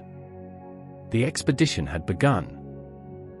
The Norge lifted away from Kings Bay, engines thrumming steadily, silver envelope catching the pale Arctic light. Below, the settlement of coal-stained buildings and the mooring mast grew smaller as the airship climbed. Ahead lay the Arctic Ocean, the North Pole, and Alaska, a journey of 70 hours or more through one of Earth's most unforgiving environments. The first hours of the flight were relatively smooth, almost routine. The Norge headed north from Spitsbergen, climbing to about 1,500 feet, a comfortable altitude that provided good visibility while keeping the ship low enough that the engines could breathe properly and the crew wouldn't suffer from oxygen deprivation. Visibility from the control cabin was limited but adequate. The small windows along the sides provided views forward and to both sides, allowing the navigator to watch for landmarks and the pilots to monitor flight conditions. The ceiling of the cabin was too low for anyone to stand upright, so crew members moved about in a crouch, bracing themselves against the cabin walls as the ship swayed gently in the air currents. Hjalmar Riise-Larsson, serving as navigator, began his work immediately after departure. Navigation over the Arctic required extraordinary skill and constant vigilance. The magnetic compass, normally a navigator's primary tool, became increasingly unreliable as they flew farther north toward the magnetic pole. Instead, Riise-Larsson relied on celestial navigation, using a sextant to measure the angle between the sun and the horizon, then calculating their latitude and longitude from those measurements. But celestial navigation in the Arctic presented unique challenges. The sun, in mid-May at these latitudes, remained above the horizon for 24 hours a day, circling around the sky rather than rising and setting. This continuous daylight made time determination difficult. Without a clear sunrise or sunset, the crew had to rely on chronometers, mechanical watches that had been precisely set before departure. Even small errors in the chronometer could translate into significant navigational mistakes, potentially causing them to miss their target by dozens or even hundreds of miles. Cloud cover posed another problem. If clouds obscured the sun for extended periods, Riise-Larsson couldn't take sightings and would have to fall back on dead reckoning, estimating their position based on their last known location, their estimated speed, and their compass heading. Dead reckoning over moving ice was particularly treacherous because the ice itself might be drifting, creating ocean currents that could push the ship off course without the crew realizing it. Within the first few hours of flight, the coast of Spitsbergen disappeared behind them, and the ship flew over open water and scattered pack ice. The Arctic Ocean beneath them was a mosaic of dark water and white ice floes, some tiny, some the size of city blocks. The ice moved constantly, driven by winds and currents, creating leads of open water that could close within hours and pressure ridges where ice sheets collided and buckled upward. From altitude, the ice looked almost serene, beautiful in its stark whiteness. But the crew knew how deadly it was. A forced landing on the pack ice might tear the Norge apart on impact. Even if they survived the landing intact, the ice was constantly moving and breaking apart, and temperatures could drop to fatal levels within hours. Emergency survival on the ice would require hunting seals for food and fuel, building shelters from snow and ice, and hoping for rescue that might never come. The temperature inside the control cabin dropped steadily as they flew north. The cabin was unheated. Keeping the crew warm would have required fuel that was needed for the engines, and more importantly, heating the cabin risked creating temperature differentials that could cause the hydrogen in the envelope above them to expand unevenly, potentially stressing the ship's structure. The crew wore heavy layers of wool and fur, mittens, and hats, but the cold still penetrated. Hands became numb, making delicate work like operating the sextant or making log entries difficult. The engines ran continuously, their roar audible throughout the ship. Each of the 3 engines sat in its own open gondola, suspended from the keel beneath the envelope. The mechanics who operated them worked in brutal conditions, exposed to the wind chill created by the ship's forward motion and the cold Arctic air. Ice formed on exposed metal surfaces, on the engine cowlings, on the propeller blades. The mechanics had to constantly monitor engine temperatures, oil pressure, fuel flow, and vibration, watching for any sign of trouble. One constant concern was ice forming on the propellers. As the ship flew through cold, humid air, water vapor could freeze onto the spinning propeller blades, accumulating into thick layers of ice. This ice added weight, threw the propellers out of balance, and reduced their efficiency. Worst of all, chunks of ice could break off the propellers and be flung backward by centrifugal force, striking the envelope or the control surfaces and potentially tearing holes in the fabric. The crew heard the ice impacts within the first 6 hours of flight. A sharp bang would echo through the ship as a chunk of ice struck the envelope or the keel. Nobile and his Italian crew members would exchange glances, calculating in their heads whether the ice was causing serious damage or merely cosmetic harm. There was little they could do to prevent it. Reducing speed would help somewhat, but would also extend the flight time, using more fuel and exposing them to Arctic weather for longer. Climbing to a higher altitude might take them above the worst of the ice-forming conditions, but would require venting hydrogen to prevent overpressurization, reducing their lift margin. The crew settled into a routine. At any given time, some men were on duty piloting the ship, navigating, operating the engines, or monitoring systems, while others rested in the hammocks strung along the keel corridor. Rest was a relative term. The hammock swayed with every movement of the ship, the engine noise was constant, and the cold made real sleep difficult. But the human body adapts, and the exhausted crew members snatched what sleep they could. Meals consisted of cold rations, dried meat, biscuits, chocolate, and concentrated foods that could be eaten without preparation. Heating food was possible using small portable stoves, but dangerous in an environment filled with hydrogen and gasoline fumes. The crew mostly ate cold, washing down their food with water from canteens or melted snow that they scooped from the exterior of the ship when ice accumulated.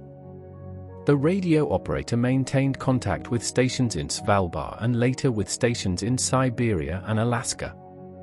He sent position reports in Morse code, tapping out their latitude, longitude, altitude, speed, and general conditions.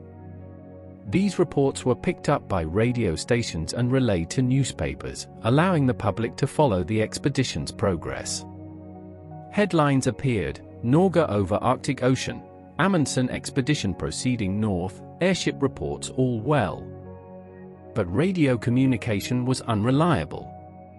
Atmospheric conditions affected signal propagation, and the antenna on the Norge, a long wire strung from the control cabin to the tail, sometimes iced up or suffered damage from the wind.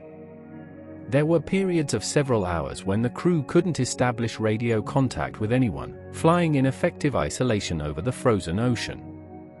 About 12 hours into the flight, they reached the edge of the permanent pack ice. Below them now was a solid field of white, extending in every direction to the horizon. The ice was not flat. Pressure ridges created lines of broken, jumbled ice where sheets had collided and crumpled upward. Leads of open water occasionally appeared, dark lines cutting through the white, but these were narrow and unpredictable. The crew searched for signs of land, for any indication that undiscovered islands existed in this region. Some geographers had theorized that a landmass might lie north of Spitsbergen, based on ocean currents and ice drift patterns. But the Norge's crew saw only ice. The hypothesis of undiscovered land in this part of the Arctic was being disproven by their flight. There was nothing here but frozen ocean. The monotony of flying over featureless ice for hour after hour had a psychological effect. Without visible landmarks, without changes in the scenery below, time seemed to stretch and compress oddly. An hour could feel like 10 minutes or like a day. The crew fought against boredom, against the numbing sameness of their surroundings, and against the creeping doubt that they might be flying in circles, that Riese-Larsen's navigation might be wrong, that they might be hopelessly lost above an endless white desert. But Riese-Larsen was not lost. His celestial observations, taken whenever the sun was visible and conditions permitted, confirmed their position. They were making steady progress north. The winds, generally favorable, were pushing them toward their goal. The engines continued running smoothly despite the cold. The Norge was proving itself capable of Arctic flight, vindicating Nobile's design and the crew's preparation. About 16 hours into the flight, they crossed 85 degrees north latitude. They were now farther north than most humans had ever traveled. Only a handful of surface expeditions had reached this latitude, and those had taken weeks or months of brutal sledging. The Norge had covered the same distance in less than a day, demonstrating the transformative potential of aerial exploration.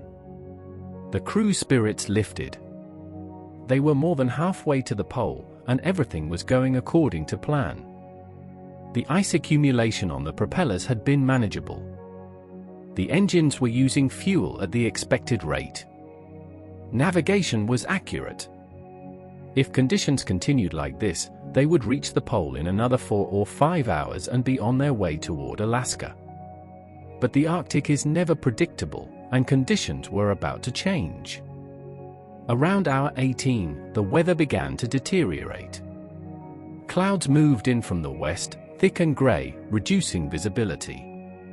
The temperature dropped further. Worse, freezing fog enveloped the ship, a dense mist of supercooled water droplets that immediately froze on contact with any surface. Ice began forming rapidly on the envelope, on the control surfaces, and especially on the propellers. The mechanics in the engine gondolas watched with growing alarm as ice accumulated on the propeller blades. The ice formed unevenly, heavier on one blade than another, creating an imbalance that caused the propellers to vibrate.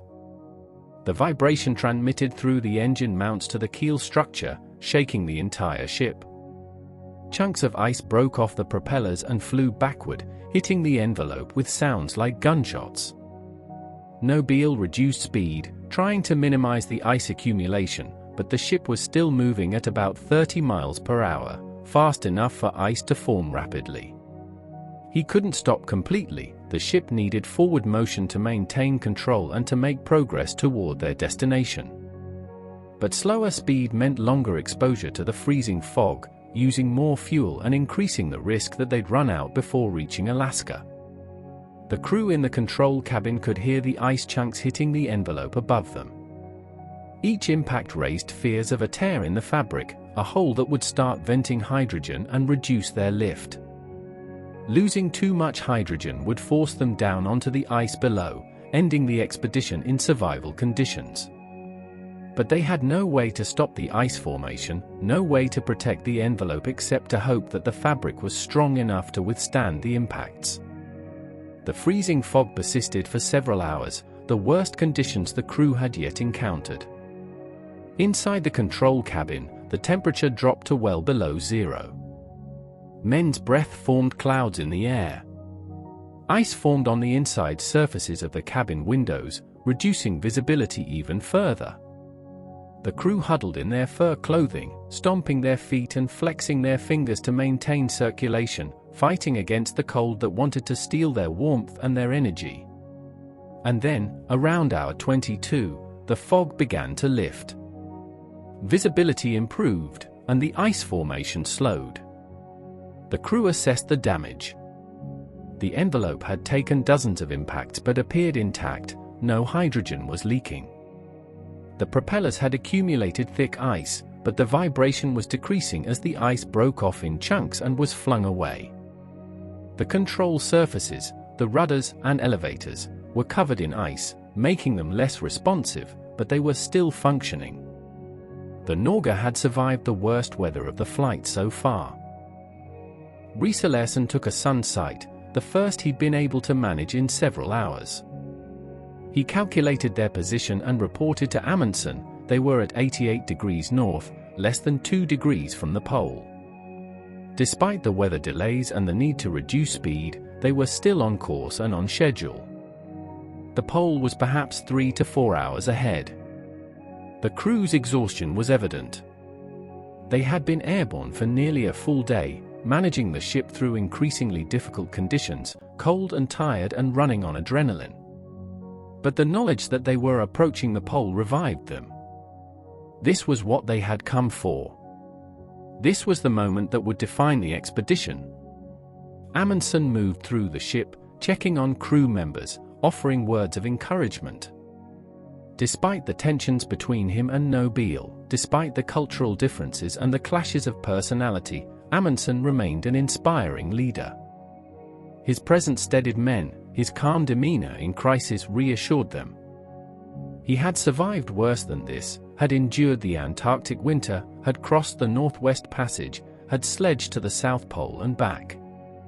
If Amundsen believed they would succeed, then they would succeed. Ellsworth, too, was holding up well. He maintained his position in the control cabin, observing everything, making notes for the book he planned to write about the expedition.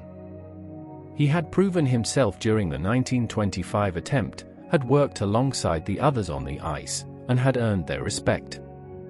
Now he was witnessing history from inside the control cabin of the Norge, and he was determined to remember every detail. The Norge flew on through the continuous Arctic daylight, the sun circling overhead, the white ice stretching endlessly below. The engines maintained their steady roar. The crew tended their duties with professional competence born of training and shared purpose.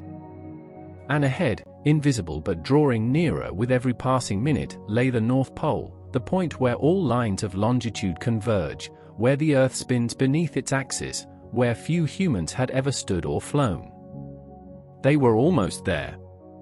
At 1:25 in the morning of May 12, 1926, Hjalmar Riise-Larsson completed his calculations and announced to the control cabin they were at 90 degrees north latitude. The Norge had reached the North Pole. For a moment, the control cabin was silent except for the constant rumble of engines. Then cheers erupted. Men shook hands, embraced, shouted congratulations.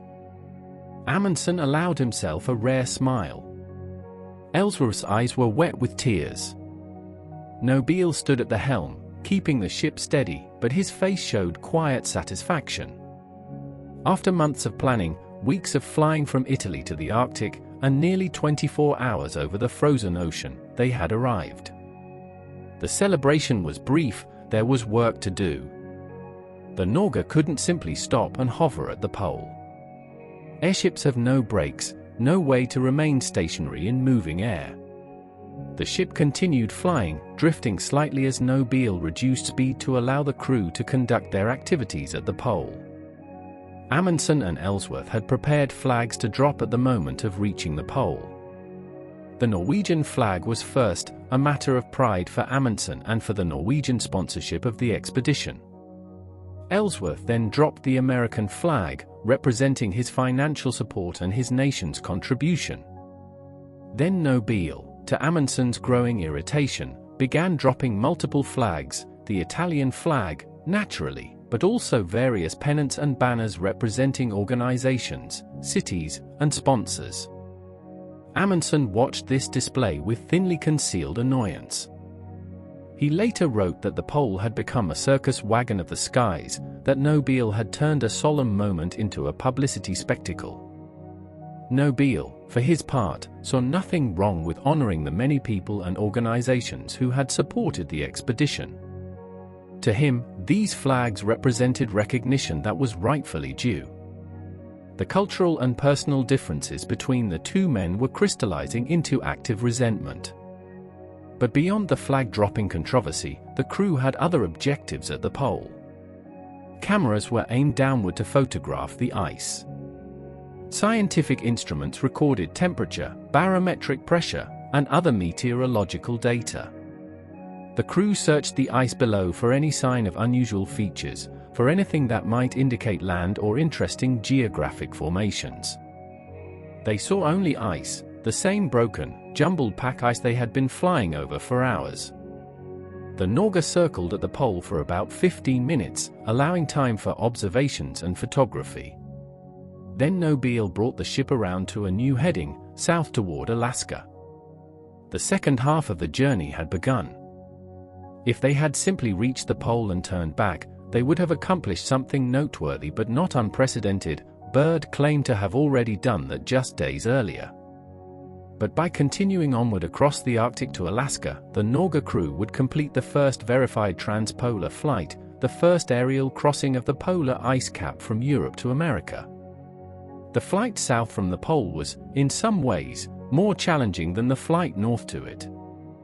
Heading north, they had been flying toward a specific point, the pole itself, with Riise-Larsson able to confirm their progress with each celestial observation. Heading south, they were flying toward Alaska, a target much larger but also much farther away and requiring more precise navigation. Missing Alaska by even a small navigational error could send them over the empty Arctic Ocean or the barren Canadian islands, regions where emergency landing would mean almost certain death. Reese-Larsen recalculated their course based on their position at the pole and their intended destination, Point Barrow on the northern coast of Alaska. He gave Nobile a heading, and Nobile adjusted the rudder to bring the ship onto the new course. The engines continued their steady work, burning through the fuel that had been so carefully loaded at Kings Bay, propelling the silver ship southward through skies that remained light despite the hour. The crew was now into their second day without real sleep. Exhaustion was becoming a serious concern. Men operating the engines had to remain alert to detect any change in performance, any sign of trouble. The pilots had to stay focused, maintaining heading and altitude despite fatigue. Reese-Larsen needed to stay sharp enough for the complex mathematics of celestial navigation. Mistakes born of exhaustion could be fatal. About 4 hours past the pole, where the conditions deteriorated again. More clouds moved in, and the dreaded freezing fog returned. Ice began forming once more on the propellers, on the envelope, on every exposed surface. The temperature, already brutal, dropped further. Inside the control cabin, frost formed on the walls. The crew's breath froze into ice crystals that drifted in the air. The ice impacts resumed, chunks of frozen water breaking off the propellers and striking the envelope with alarming frequency. Each impact made the crew wince, wondering if this one would tear through the fabric and start a catastrophic hydrogen leak. The sounds were almost continuous now, bang, bang, bang, like a drum roll played by the Arctic itself. Nobile conferred with his senior mechanics. The ice accumulation was severe, worse than anything they had experienced before. The propellers were becoming increasingly unbalanced, the vibration was stressing the engine mounts, and there was a real risk of mechanical failure. But they couldn't stop.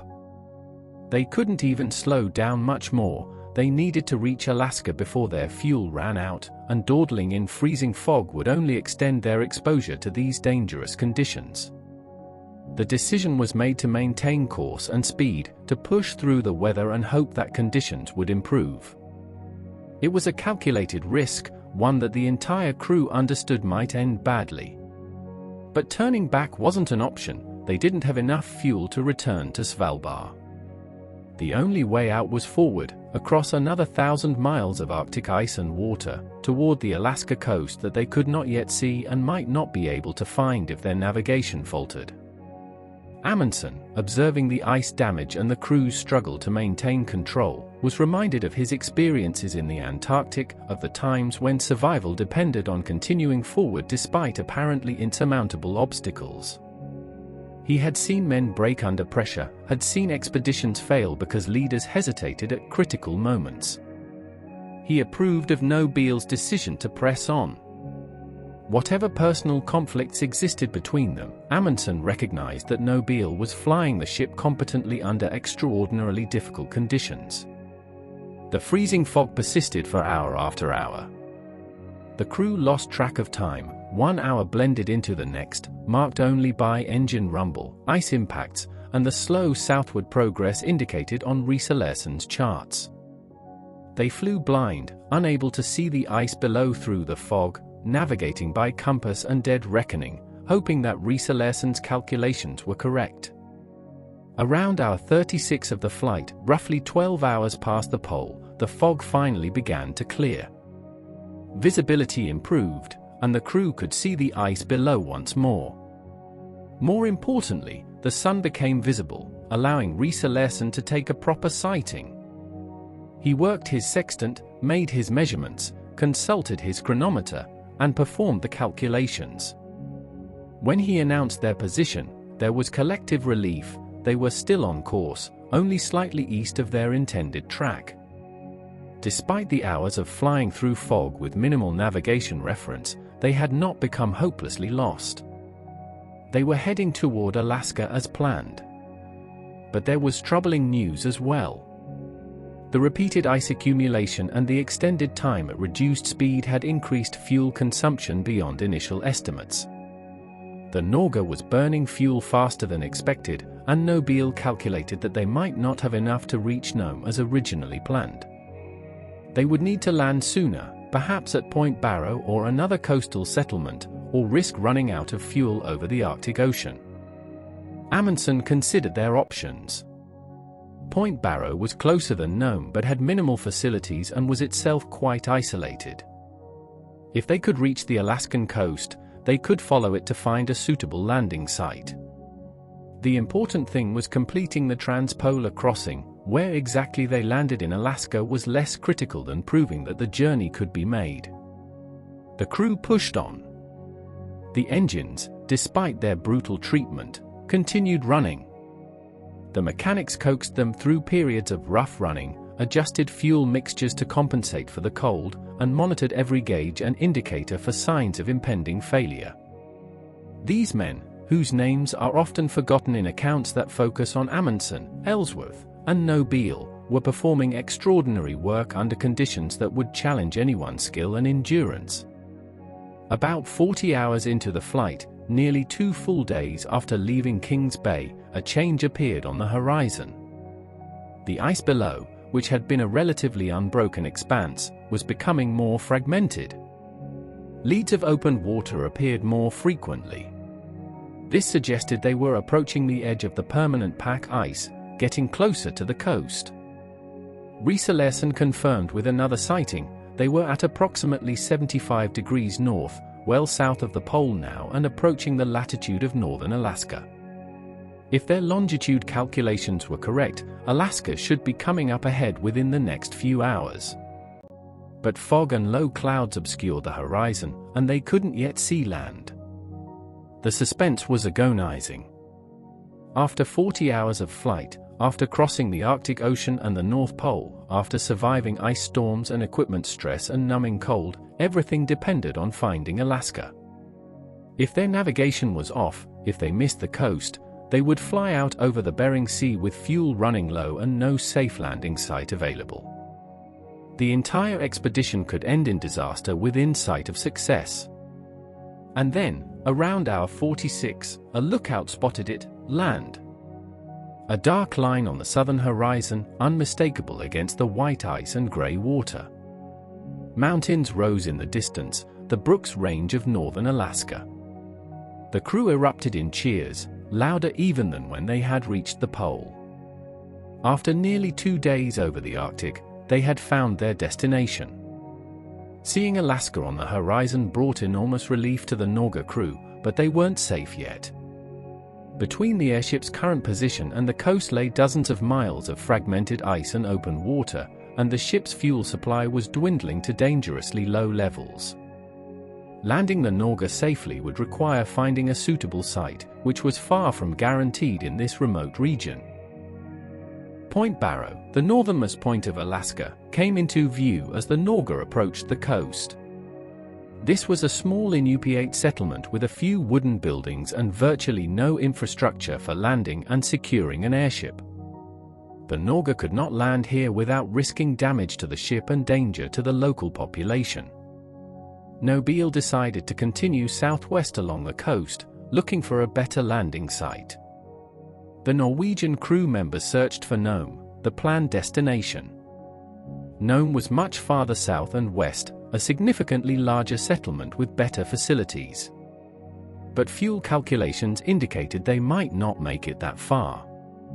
Nobile estimated that they had perhaps 4 to 6 more hours of engine time remaining, possibly less if headwinds were strong. Nome was at least 8 to 10 hours away at current speed. The crew conferred. Amundsen, as expedition leader, had ultimate authority for strategic decisions.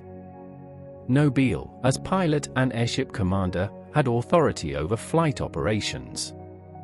The two men, who had been maintaining a civil but increasingly strained relationship throughout the flight, now had to work together to make a critical choice.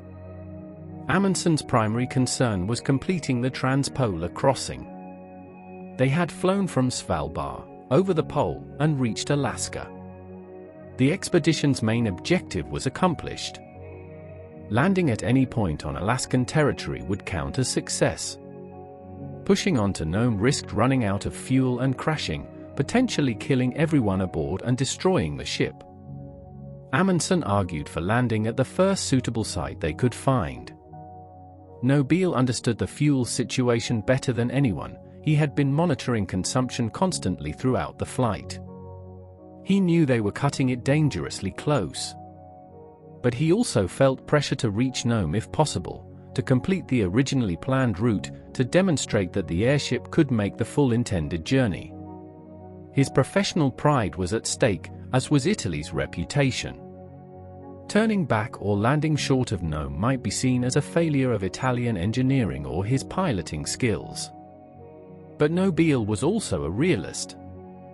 He knew that running out of fuel over water or rough terrain would be catastrophic. As the coast of Alaska slid beneath them, he searched for any settlement, any indication of human habitation, any place flat and clear enough for an emergency landing. Around hour 52 of the flight, they spotted smoke rising from a coastal settlement. This was Tella, a small Inupiat village on the Seward Peninsula, northwest of Nome, but with enough flat ground nearby that landing might be possible.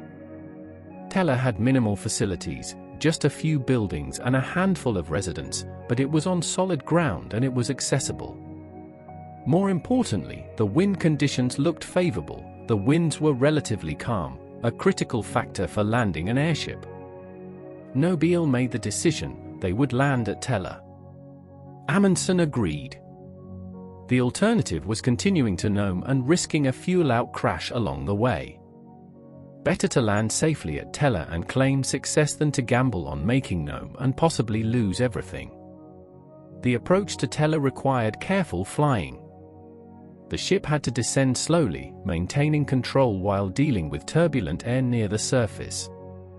Local residents, seeing the massive airship approaching their village, came out to watch.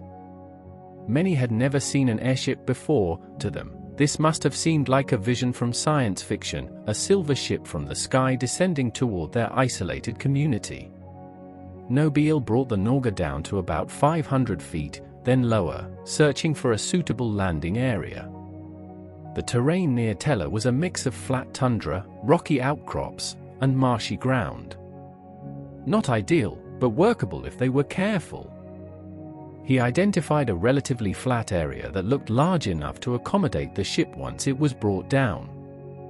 But landing an airship requires ground crew to catch the mooring lines and hold the ship in place while it's secured. At Tella, there was no ground crew, no prepared landing site, no mooring mast. The villagers, willing but completely inexperienced, would have to serve as ground crew. The Norge crew would have to drop mooring ropes and hope the villagers could grab them and hold on despite never having done such work before. The ship descended to about 200 feet. Crew members prepared to drop the mooring lines. Nobile reduced engine power to minimum, trying to keep the ship stable while moving as slowly as possible. The slightest gust of wind could push the airship sideways, dragging anyone holding the mooring lines or slamming the ship into the ground.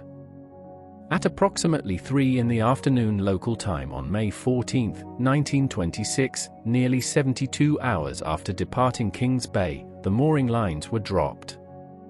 Village residents grabbed the ropes, dozens of hands holding tight as the Norge settled toward the ground. The ship's gondola touched down on the tundra, bouncing slightly, then settling. More villagers rushed forward to help secure the ship, following shouted instructions from the Norwegian crew members who spoke some English. For several tense minutes, the situation was precarious. The wind was picking up, and the enormous envelope wanted to act as a sail, catching the wind and lifting the ship. If the villagers couldn't hold the mooring lines, the ship might be torn from their grasp and blown away, possibly dragging people into the air as had happened at Siampino years earlier. But the villagers held on, and additional crew members jumped down from the gondola to help secure the ship. Finally, the Norge was stabilized. Additional mooring ropes were staked into the tundra. The engines were shut down after 71 hours of continuous operation, falling silent for the first time since Kings Bay. The sudden quiet was almost startling. The crew members' ears rang in the absence of engine noise they had lived with for 3 days. The expedition was over. The Norge had flown from Svalbard, over the North Pole, across the Arctic Ocean, and reached Alaska. The first verified transpolar flight was complete. The crew had succeeded where many had predicted failure. They had survived conditions that had killed earlier explorers, had pushed their technology to its absolute limits, and had accomplished one of the great aviation feats of the decade. The crew disembarked from the Norge, climbing down from the control cabin and stepping onto Alaskan soil for the first time. Some kissed the ground. Others simply stood, swaying slightly, their bodies still adjusting to being stationary after 3 days of constant motion. Amundsen shook hands with Nobile, setting aside their tensions in the moment of triumph. Ellsworth embraced both men. The Italian crew members celebrated loudly, shouting and singing. The village of Tella welcomed the unexpected visitors. Food was prepared, simple but warm and filling. The crew ate their first hot meal in 3 days. Coffee, tea, and fresh bread tasted like delicacies after the cold rations aboard the airship. The crew's faces were drawn, haggard from exhaustion and cold exposure, but their eyes showed triumph. They had done it. Word of the landing spread quickly by radio and telegraph. Within hours, newspapers around the world were announcing the Norge's success. Amundsen crosses pole by air. Norwegian airship reaches Alaska. Historic transpolar flight complete. The expedition that had seemed almost impossible 3 days earlier was now hailed as one of exploration's great achievements. But even in triumph, complications were emerging. The Norge itself was in poor condition. The repeated ice impacts had torn and damaged the envelope fabric in dozens of places. The engines had run for 71 hours straight under brutal conditions and would need extensive maintenance before they could run again. The ship couldn't be flown from Tella, it would have to be carefully moved to a location with proper facilities for repair, or more likely, it would have to be partially dismantled and shipped elsewhere. Local officials in Alaska were contacted, and arrangements were made to transport the crew to Nome and eventually back to civilization. But what to do with the Norge itself was less clear. The ship was Norwegian property, but it was sitting on American soil, it was in poor condition, and moving it would be difficult and expensive. Discussions began about the ship's fate, discussions that would drag on for weeks. The crew remained at Tella for several days, resting and recovering from their ordeal. They were examined by a doctor from Nome who traveled to Tella specifically to assess their condition. Remarkably, all 16 men were in relatively good health. They were exhausted, they had suffered from cold exposure and mild frostbite, and they had lost weight during the 3-day flight, but no one had serious injuries or life-threatening conditions. This was itself a testament to their preparation, their equipment, and their endurance. During these days at Tella, the tensions between Amundsen and Nobile began to surface more openly. In interviews with journalists who quickly arrived to cover the story, both men claimed credit for the expedition's success, but in ways that increasingly emphasized their own roles while diminishing the others' contributions. Amundsen stressed that he had conceived the expedition, had recruited Ellsworth's financing, had led the navigation, and had made the strategic decisions that ensured success. He portrayed Nobile as essentially a hired pilot, a skilled technician who had flown the ship competently but who had not been responsible for the expedition's conception or execution. Nobile countered that without his airship design, without his modifications for Arctic conditions, without his piloting skills, the expedition could never have succeeded. He pointed out that Amundsen had no expertise in aviation, that the Norge was an Italian ship flown by an Italian crew, and that Italy deserved at least equal credit with Norway for the achievement. These arguments might seem petty from a distance, but they reflected genuine concerns about recognition, national pride, and historical legacy. In the 1920s, national rivalries were intense, and exploration achievements were matters of prestige for nations as well as for individuals. Amundsen wanted Norway to be recognized as the nation that had conquered the Arctic as it had conquered the Antarctic. Nobile wanted Italy to be acknowledged as a technological leader, its aviation capabilities equal or superior to any other nations. The dispute was also personal. Amundsen and Nobile were both strong-willed, proud men who had devoted their lives to their respective fields. Each felt that the other was trying to steal credit that was rightfully his. The resentments that had simmered during the flight now boiled over in public statements and newspaper interviews. Lincoln Ellsworth, caught between his hero Amundsen and his respect for Nobile's technical skills, tried to mediate but found himself drawn into the dispute. He publicly supported Amundsen, partly from personal loyalty and partly because he shared Amundsen's view that the expedition's conception and leadership were more important than the technical details of flying the ship. As days passed and the crew gradually left Telephonome and then for the journey back to their home countries, the controversy continued to escalate. What should have been a moment of pure triumph was becoming tarnished by arguments about who deserved credit. The expedition had succeeded brilliantly, but the partnership that had made it possible was dissolving into bitter recrimination. Looking back at the Norge expedition from the perspective of history, it's easy to focus on the dramatic moments, reaching the pole, landing in Alaska, the controversy afterward. But the real story of the expedition lies in the countless smaller challenges that the crew faced and overcame during their 71-hour flight across the Arctic. Consider the constant battle against ice. Modern aircraft have sophisticated de-icing systems, heated surfaces, chemicals that prevent ice adhesion, and equipment that can detect ice formation before it becomes dangerous. The Norge had none of this. Ice formed, accumulated, and broke off in chunks throughout the flight, and the crew had to simply endure it, hoping that critical surfaces wouldn't be damaged beyond repair. The engine mechanics faced particular challenges. Working in the open-air gondolas, exposed to temperatures well below freezing and to wind chill from the airship's forward motion, these men had to monitor and maintain engines that were never designed for such conditions. Oil thickened in the cold, reducing its lubricating properties. Fuel lines risked freezing. Metal components contracted, changing tolerances and potentially causing parts to seize. The mechanics adjusted fuel mixtures constantly, trying to keep the engines running smoothly despite conditions that would have stopped most motors of that era. One of the mechanics, Vincenzo Pamela, suffered particularly from the cold. He developed severe frostbite on his hands and face, painful injuries that made his work excruciating but which he endured without complaint. Pamela continued operating his engine station throughout the flight, performing delicate maintenance tasks with hands that had lost much of their feeling. His dedication exemplified the professionalism of the entire crew. They understood that failure to maintain the engines would doom everyone aboard, and they refused to let physical discomfort interfere with their duties. The navigation challenges were also more complex than might be apparent.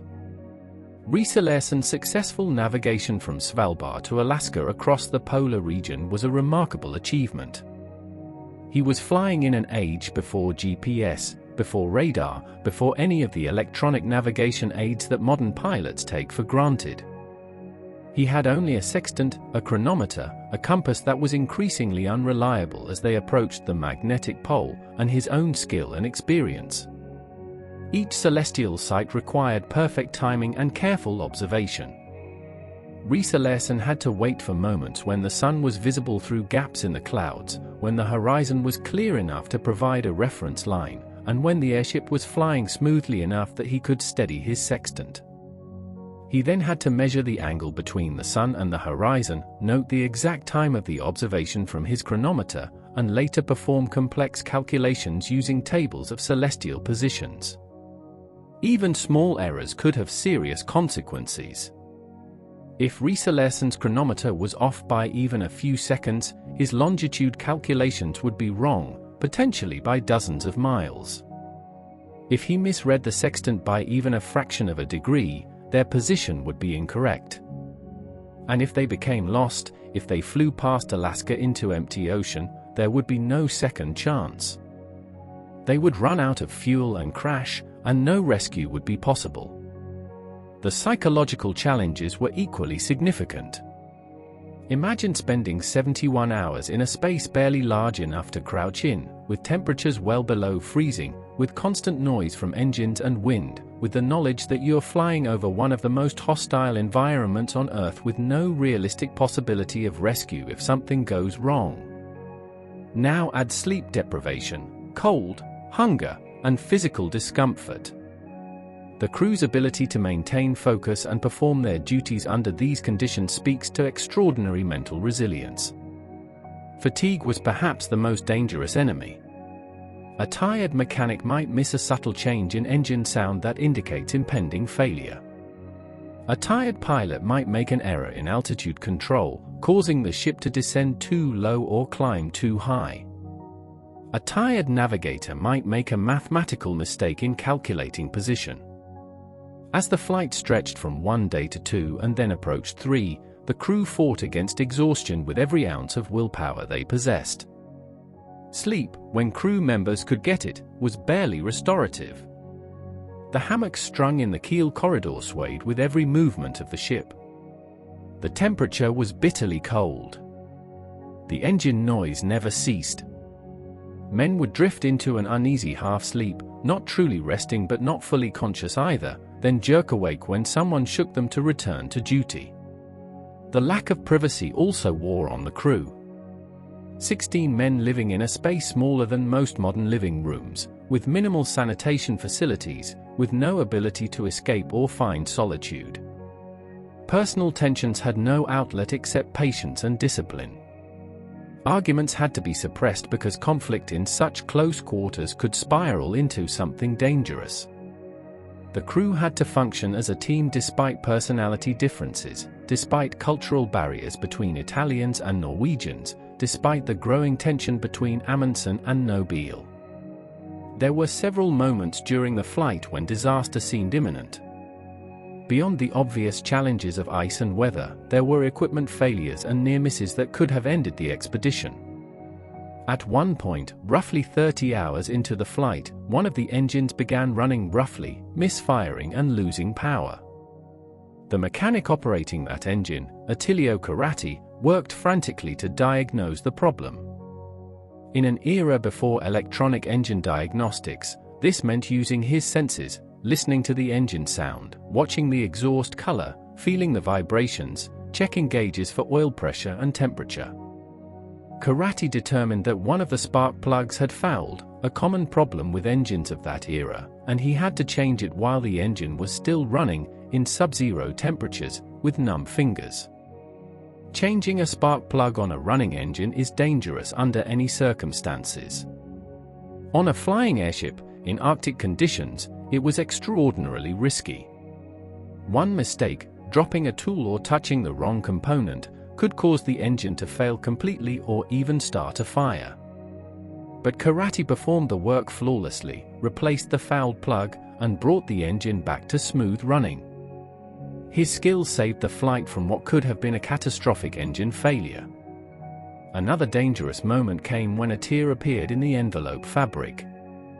Ice chunks breaking off a propeller had repeatedly struck one area of the envelope, weakening the fabric until it finally tore. Hydrogen began leaking from the tear, reducing the ship's lift.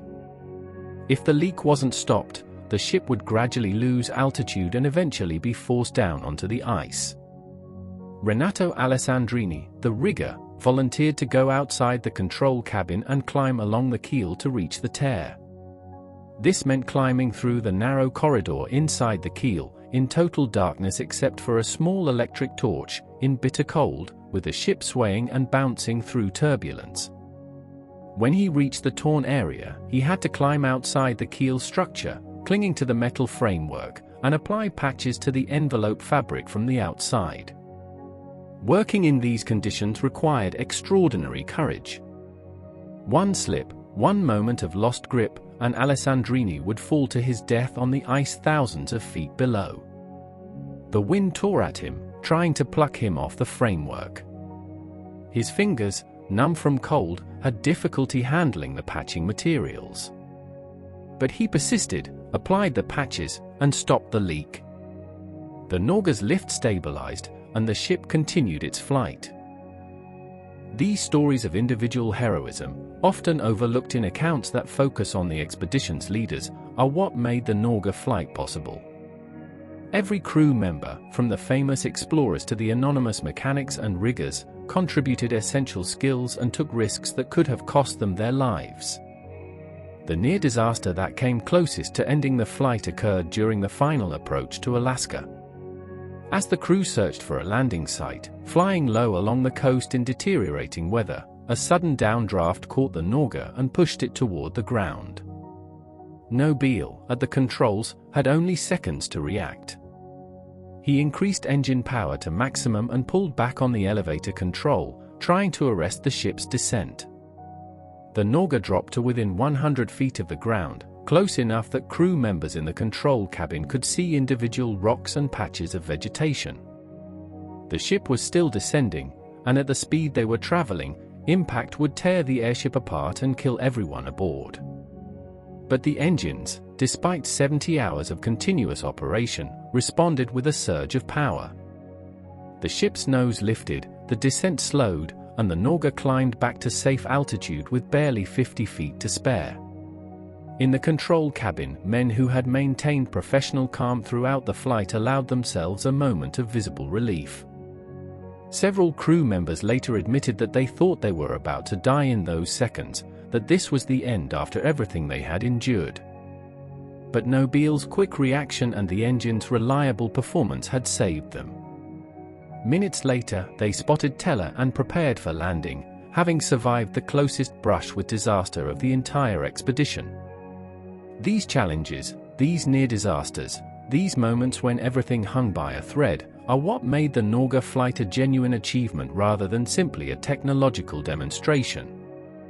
The crew didn't just fly an airship from Europe to Alaska, they did so while constantly battling conditions that pushed both their equipment and themselves to the absolute limits of endurance. Modern polar aviation, with heated cabins, GPS navigation, satellite communication, and engines designed for Arctic conditions, has made the Norge's accomplishment seem almost quaint. But in 1926, with the technology available then, what the Norge crew achieved was extraordinary. They took equipment barely adequate to the task, pushed it beyond design limits, and through skill, determination, and sheer endurance, accomplished what many experts had said was impossible. The landing at Teller, while successful in the sense that the crew survived and the ship was brought down without immediate catastrophe, marked the beginning of a new set of challenges. The Norge, having accomplished its historic flight, now faced an uncertain future. In the days following the landing, assessments of the airship's condition revealed extensive damage. The envelope fabric had dozens of tears and punctures from ice impacts. The control surfaces were damaged. The engines, having run for 71 continuous hours under brutal conditions, needed complete overhauls. The structural keel showed signs of stress and fatigue. The Norge could not be flown in its current condition, attempting to do so would risk complete structural failure. The question became what to do with the ship. Repairing it would require facilities that didn't exist at Teller or anywhere nearby in Alaska. The ship would have to be moved, either by carefully flying it to a location with proper repair facilities or by partially dismantling it and shipping it by sea or land. But who would pay for this? And more fundamentally, who owned the ship now? Technically, the Norge belonged to the Norwegian Aero Club, which had purchased it from Italy for the expedition. But the expedition had been a joint Norwegian-Italian-American venture, with complex financing and shared ownership of equipment. Disputes arose about responsibility for the ship's disposition. Norway wanted the Norge returned as a national treasure, evidence of Norwegian achievement. Italy argued that as an Italian-built ship flown by Italian crew, it should return to Italy. The American government, on whose territory the ship had landed, had regulations about foreign aircraft that complicated matters. While these disputes simmered, the Norge sat at tiller, gradually deteriorating. The Arctic environment is harsh on equipment, and the damaged airship wasn't weathering well. The envelope fabric was degrading. Wind was causing additional tears. Local wildlife was showing unhealthy interest in the ship. Curious locals had to be discouraged from souvenir hunting that would have caused more damage. Eventually, a decision was made: the Norge would be partially dismantled at Teller, with salvageable components shipped to Nome and from there to Seattle. The envelope fabric was deflated and cut into sections. The engines were removed. The keel structure was disassembled. The work took weeks and required bringing in additional workers who knew how to safely handle an airship. The deflation and dismantling of the Norge was a melancholy sight. This ship, which had just completed one of aviation's great achievements, was being taken apart in a remote Alaskan village, far from the celebrations and parades that might have greeted it in Europe. Some crew members stayed to oversee the work, ensuring that valuable components weren't lost or damaged. Others had already departed, returning to their home countries and to the public acclaim waiting for them. Parts of the Norge eventually made it to various museums. Sections of the envelope fabric, pieces of the keel structure, and one of the engines became historical artifacts, displayed as evidence of the expedition. But the ship as a whole never flew again. Plans to rebuild it in Italy or Norway never materialized, partly because of cost but also because airship technology was advancing rapidly, and the Norge's design was already becoming obsolete. The fate of the Norge mirrored in some ways the fate of airship aviation itself. In the late 1920s, airships seemed to represent the future of long-distance air travel. Large passenger airships like the Graf Zeppelin and the Hindenburg would soon be carrying passengers across the Atlantic in luxury that rivaled ocean liners. But disasters, particularly the Hindenburg fire in 1937, would end the era of passenger airships. By World War II, airplanes had advanced to the point where they could fly farther, faster, and more safely than any airship. The Norge's transpolar flight, rather than inaugurating a new era of airship exploration, turned out to be one of the last great airship expeditions. Nobile would attempt another polar flight in 1928 with a new airship called the Italia, but that expedition would end in disaster, with the airship crashing on the ice and requiring an international rescue effort. The era of polar airship exploration that the Norge seemed to open would close almost as quickly as it had begun. The Norge expedition should have been an unqualified triumph, a moment of celebration uniting explorers, nations, and the aviation community. Instead, it became mired in controversy that would poison relationships and tarnish reputations for years. The dispute between Amundsen and Nobile intensified after the expedition. Both men gave lectures and interviews promoting their versions of events, and with each retelling, the gap between their accounts widened. Amundsen increasingly characterized Nobile as an egotistical glory seeker who had turned the pole into a circus by dropping multiple flags and seeking publicity for himself and Italy. Nobile characterized Amundsen as a washed-up explorer trying to steal credit for Italian engineering and Italian piloting skill. The Italian government, under Benito Mussolini's fascist regime, promoted Nobile as a national hero and emphasized Italy's role in the expedition. Mussolini saw the Norge flight as proof of Italian technological superiority and used it for propaganda purposes. This government support irritated the Norwegians, who felt that Italy was appropriating an achievement that belonged primarily to Norway. Lincoln Ellsworth, caught in the middle, increasingly sided with Amundsen. In his book about the expedition, Ellsworth gave Amundsen the predominant credit for leadership and vision while treating Nobile more as a hired pilot. This characterization infuriated Nobile, who felt betrayed by someone he had considered a colleague and friend.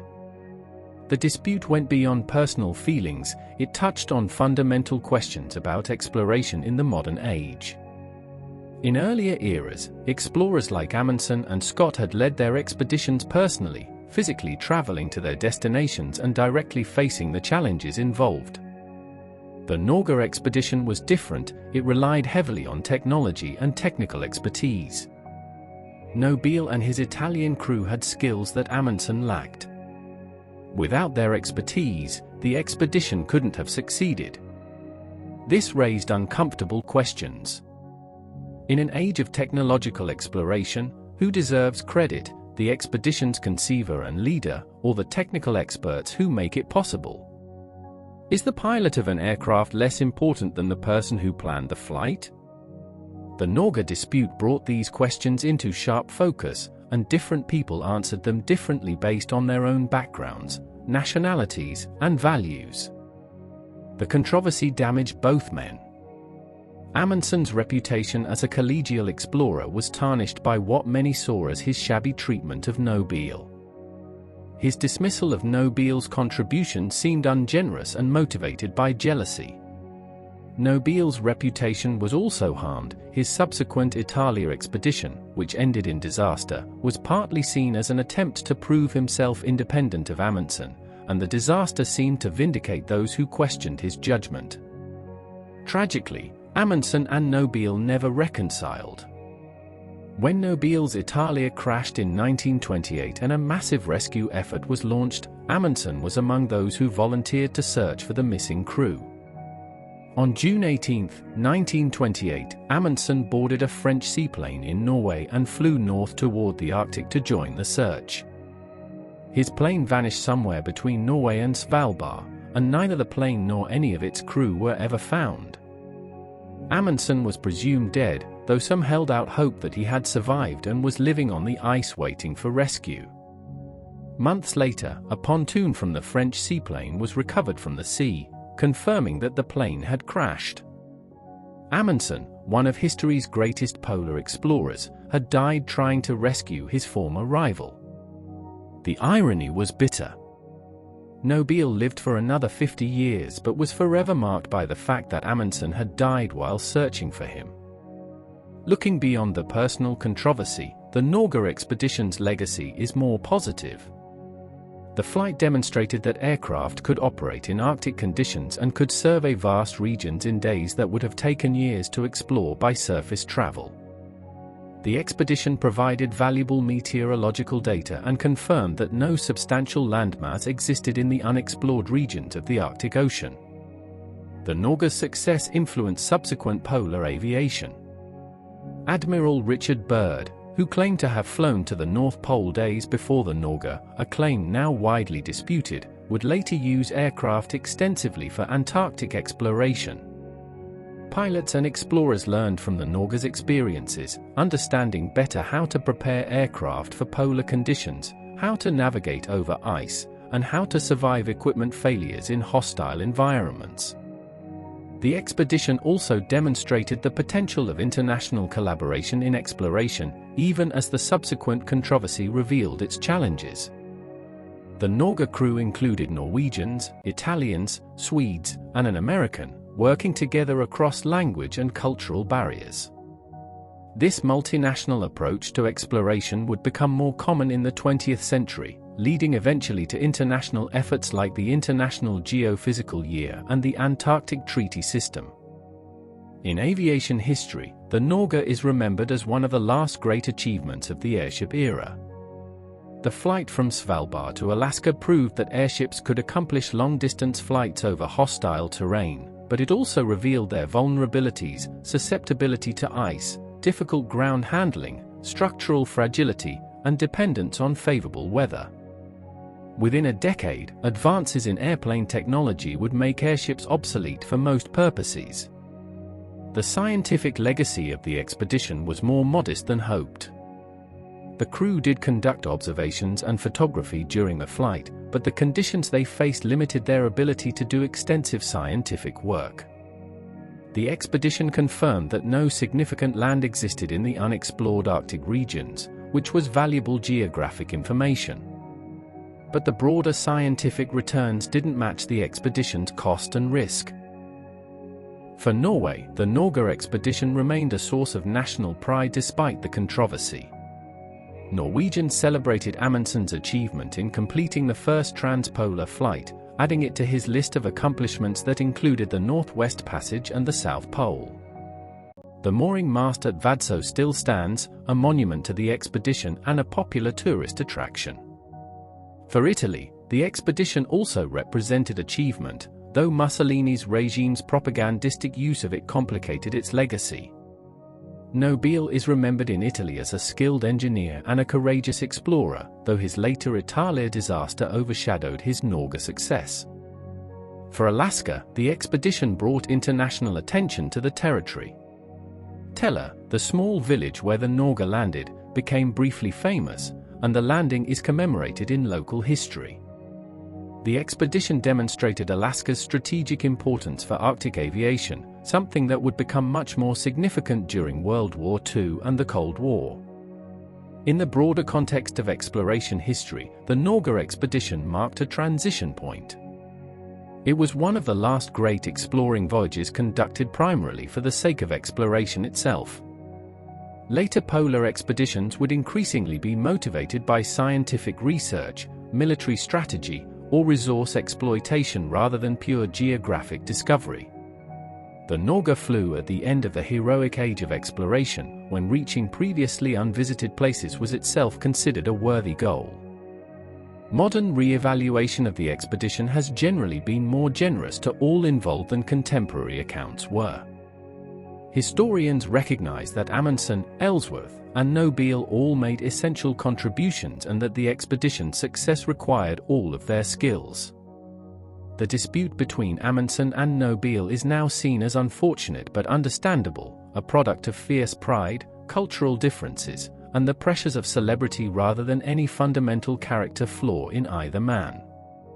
The technical achievements of the Norge expedition deserve special recognition.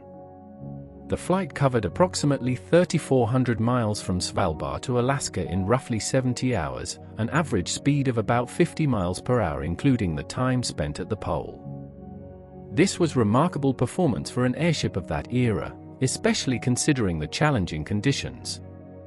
The Norge proved that semi-rigid airship design could handle extreme cold, that hydrogen lift could be maintained over long periods in Arctic conditions, and that navigation over featureless terrain was possible with skilled observers and proper instruments. The meteorological data collected during the flight, though limited by the crew's other responsibilities, contributed to understanding Arctic weather patterns. The expedition's observations about wind patterns, temperature gradients, and cloud formations over the Arctic Ocean helped meteorologists develop better models of polar atmospheric circulation.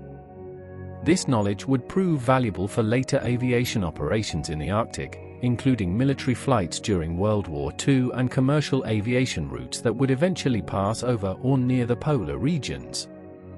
The Norge expedition also influenced airship design and operations in subtle ways. Engineers studied the reports of ice formation on the propellers and envelope, the challenges of maintaining engine performance in extreme cold, and the difficulties of ground handling in Arctic conditions. These lessons informed the design of later airships, though the overall trend in aviation was already moving away from lighter-than-air craft toward heavier-than-air aircraft. The Graf Zeppelin and the Hindenburg, which represented the pinnacle of airship development in the early 1930s, incorporated knowledge gained partly from expeditions like the Norge's flight. The photographic record from the expedition, though not as extensive as originally hoped, provided some of the first aerial views of large stretches of the Arctic Ocean. These photographs showed the nature of pack ice formation, the distribution of pressure ridges and leads, and the absence of land in regions that some geographers had speculated might contain islands or even a substantial landmass. This visual documentation complemented the navigational data, giving scientists a more complete picture of Arctic geography. The Norge itself, though no longer existing as a complete aircraft, lives on in museums and in memory. Parts of the ship are displayed in Italy and Norway, tangible reminders of a remarkable journey. The control cabin, where Amundsen, Nobile, and Ellsworth made their historic decisions, can be viewed by visitors who want to imagine themselves in that cramped space above the polar ice. Pieces of the envelope fabric, sections of the keel structure, and other artifacts have been preserved, allowing modern audiences to see and touch the actual materials that flew over the North Pole in 1926. The expedition has been the subject of books, documentaries, and scholarly studies. It has inspired artists, writers, and later explorers who saw in the Norge story elements of human achievement, technological ambition, and the price of glory. The expedition's blend of triumph and tragedy, achievement and controversy, makes it compelling material for those interested in exploration history, and each generation seems to find new aspects of the story to examine and reinterpret. In the end, the Norge expedition accomplished what it set out to do. It demonstrated that the Arctic could be crossed by air, it surveyed unknown regions, and it proved that human ingenuity could overcome extraordinary challenges. The controversy that followed didn't erase these achievements, though it complicated their celebration. The silent Arctic, which the Norge crossed in May 1926, was unmoved by human disputes about credit and glory. The ice continued its slow drift, the winds continued to blow across the polar ocean, and the achievements of the expedition remained real regardless of how they were divided among those who made them possible. And if you've stayed with us through this long journey across ice and sky, through triumph and controversy, through human achievement and human failing, thank you. These stories of exploration remind us of what's possible when people push beyond known limits, when they risk everything for knowledge and achievement. If you enjoyed this journey, consider leaving a like or subscribing to find more explorations into history's remarkable moments. Until next time, rest well, and let your thoughts drift peacefully through the vast sky, where the Norge once flew.